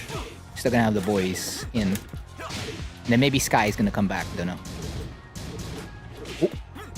I'm good. Chop. What's the events of December? Xard's Tekken 7 tournament. December 9. You didn't see that? Now you know. Chop. Whiff? None, okay. I'm gonna keep chopping. Will not stop. So far, it's been a positive. Damn, this hurt. Chop. Chop. Oh, that's not a chop. Oh, what's my... Okay, my arcade 6 fine. I thought it got, like, wonky. Chop. Yeah, that's right. You gotta think about it on block, huh? Chop. Oh, it's good. That's right. Hello, down 3-4. Chop. Down 3-4. Chop. Down 3-4. All right. Plus, like, for PC parts, right? It's not just like a plug and play. Sometimes it works. Sometimes it doesn't. Like when you swap part. I don't know. That's the tricky part about it. Sometimes it's not. And then it has to be compatible with the motherboard. Blah, blah, blah. Now, I think it's not just the graphics card. I think I just have to upgrade the whole set. That's the thing. Just buy straight up a new PC. Fight. Or like make a PC. Yeah, low parry? Those down D4s did you, huh? I got you. Chop. Down 3-4. Chop. Sidestep chop. Down 3-4. Chop. Sidestep chop. Backlash to hold in. 1-2. Check. Chop. Chop. Chop. 10 hit. D4. Backlash again. Chop. Mid check. Sidestep. Okay, I'm good. Chop. Yeah, rage drive will kill me. If you get a rage drive. Chop. Down jab. Interrupt. Move away. Chop. Oh no. Oh, I'm good. 1-2. That's a good call. I was actually thinking about the slide there. Fight. Chop. I'm fine. I'm good. Whiff. Oh no, you're not gonna whiff. Down 3-4. What a walk. Pop up. Hello, wall. Back 4. Oh yeah, you know, slide wouldn't be as beneficial there. And hit. No, they know. Hit him with the chop. Back 2. Oh, you can't walk away from that. DF1 galore. Shaheen. Hiya! This ain't a chop. But the chop be doing work. Yeah, I guess next week it's, what do you call this? It's the VB tournament, right? Yeah, I'm participating in that one. It be doing work. So much work. What's my Oki? Chop. Chop. Back 1. Chop. Oh, that was on hit. I missed out. Chop.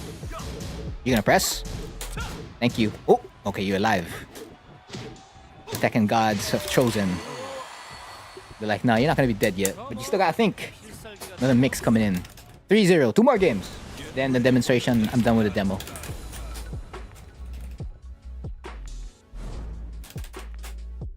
Two more.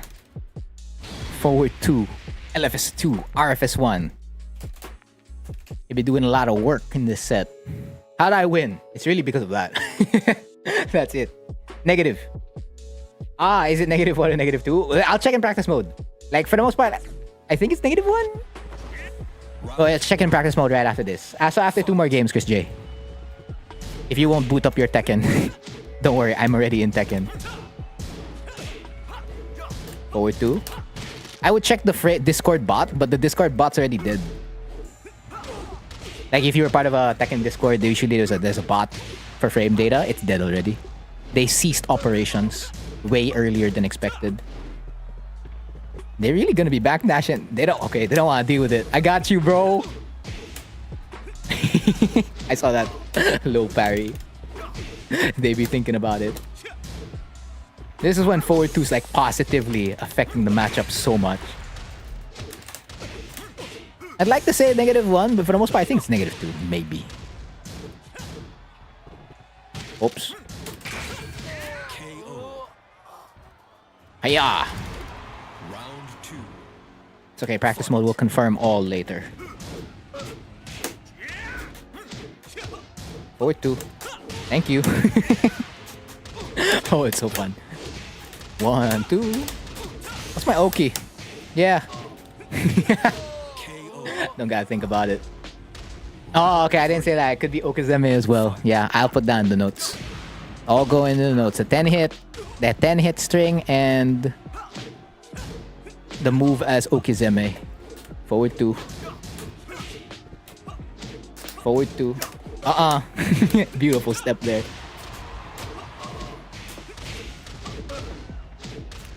Yeah, it is 100% because of the chop.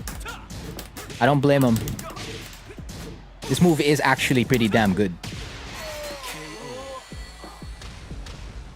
I don't abuse it as much though. It used to be like one of my top 10 moves to press all the time. And then now it's like probably the 10th move I press or something like that. Yeah, right? It said before the release. That's why I was like, okay, we still have the bot until the 24th. But then it's just like it died before even the 24th came in. I'm like, okay. At least we still got like other websites. There are like 2 or 3 websites I rely on aside from like RB Norway for like the frame data. And then there's in-game frame data, so we're fine. It's just that you don't have a super fast way to like get the frame data now, right? That's the only L there. But it's good. We good. Okay. Chop! Just like, what do I do? Bro, that's for you to figure out. Or maybe watch this video when it comes out. When it comes out, I don't know, the week after next week. Because I was all Grand Blue last week. Chop. Chop. Sidestep. Yep, that'll track there, don't it? Fun. Tekken 7. Well, it's gonna be the same thing in Tekken 8. Probably gonna be even better in Tekken 8. Because movement is opened up by like a lot.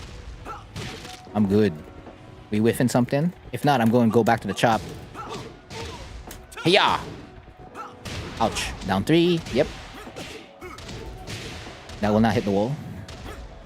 Whiff. Ooh, yeah, at the end, it's a combo. It's my Oki too. Oh, late. GG's. Alright, now we'll check out like if it's -2 or -1. But yeah, that's a demonstration of forward 2. Hell yeah. Now let's check the chop. Shahid. My bet is -2.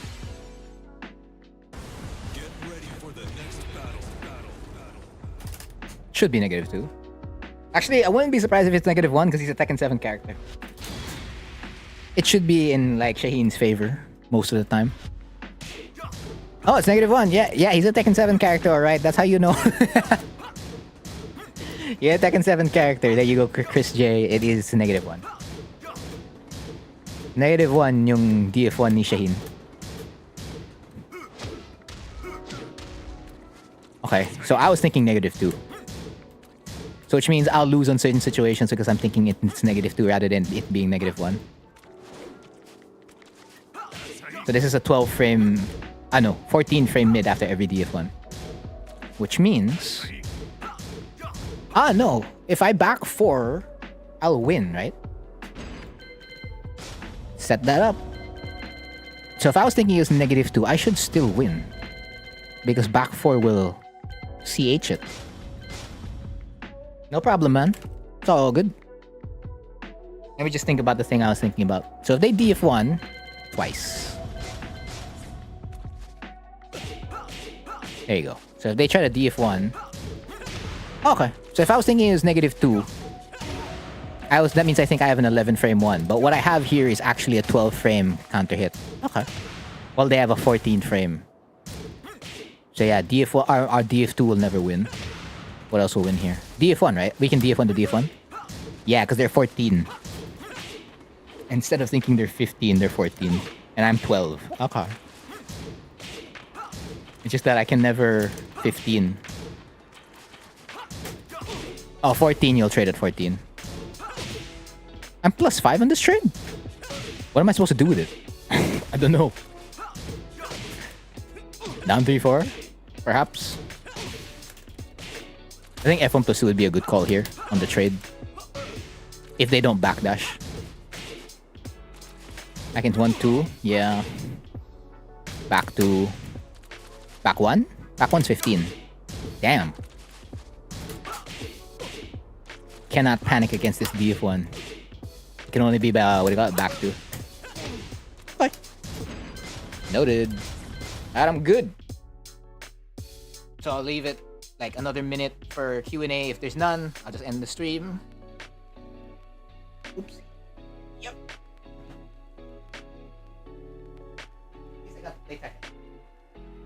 Even if that was like one set. Still did, yeah. Warm up.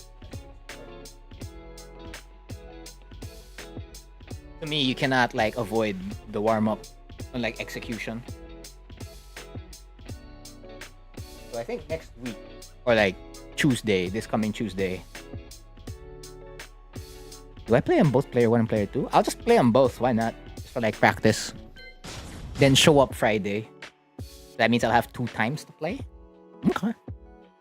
Not bad, not bad, not bad. So I guess there are no questions left. And much thanks to all those who dropped by and or stayed the whole way. Again, I have a cloud error? Ain't no way. Bro, my TGO's here. Don't do this to me. It says I have a cloud error. Steve's like, no, you have a cloud error. Retry sync. Bro, there's an error in synchronizing your files. Bro, all my ranks. Oh my goodness. I'll figure it out. But yeah, in the meantime, again, much thanks to all those who dropped by, blah, blah, blah. Again, I've been Frontier. And thank you for watching. Hwoarang. Slowly, what the hell are you doing, Billy? Frontier. Being in the left flamingo stance goes for the Feint grab. kick. FF3. Oh my goodness, close what is things out. Frontier eating?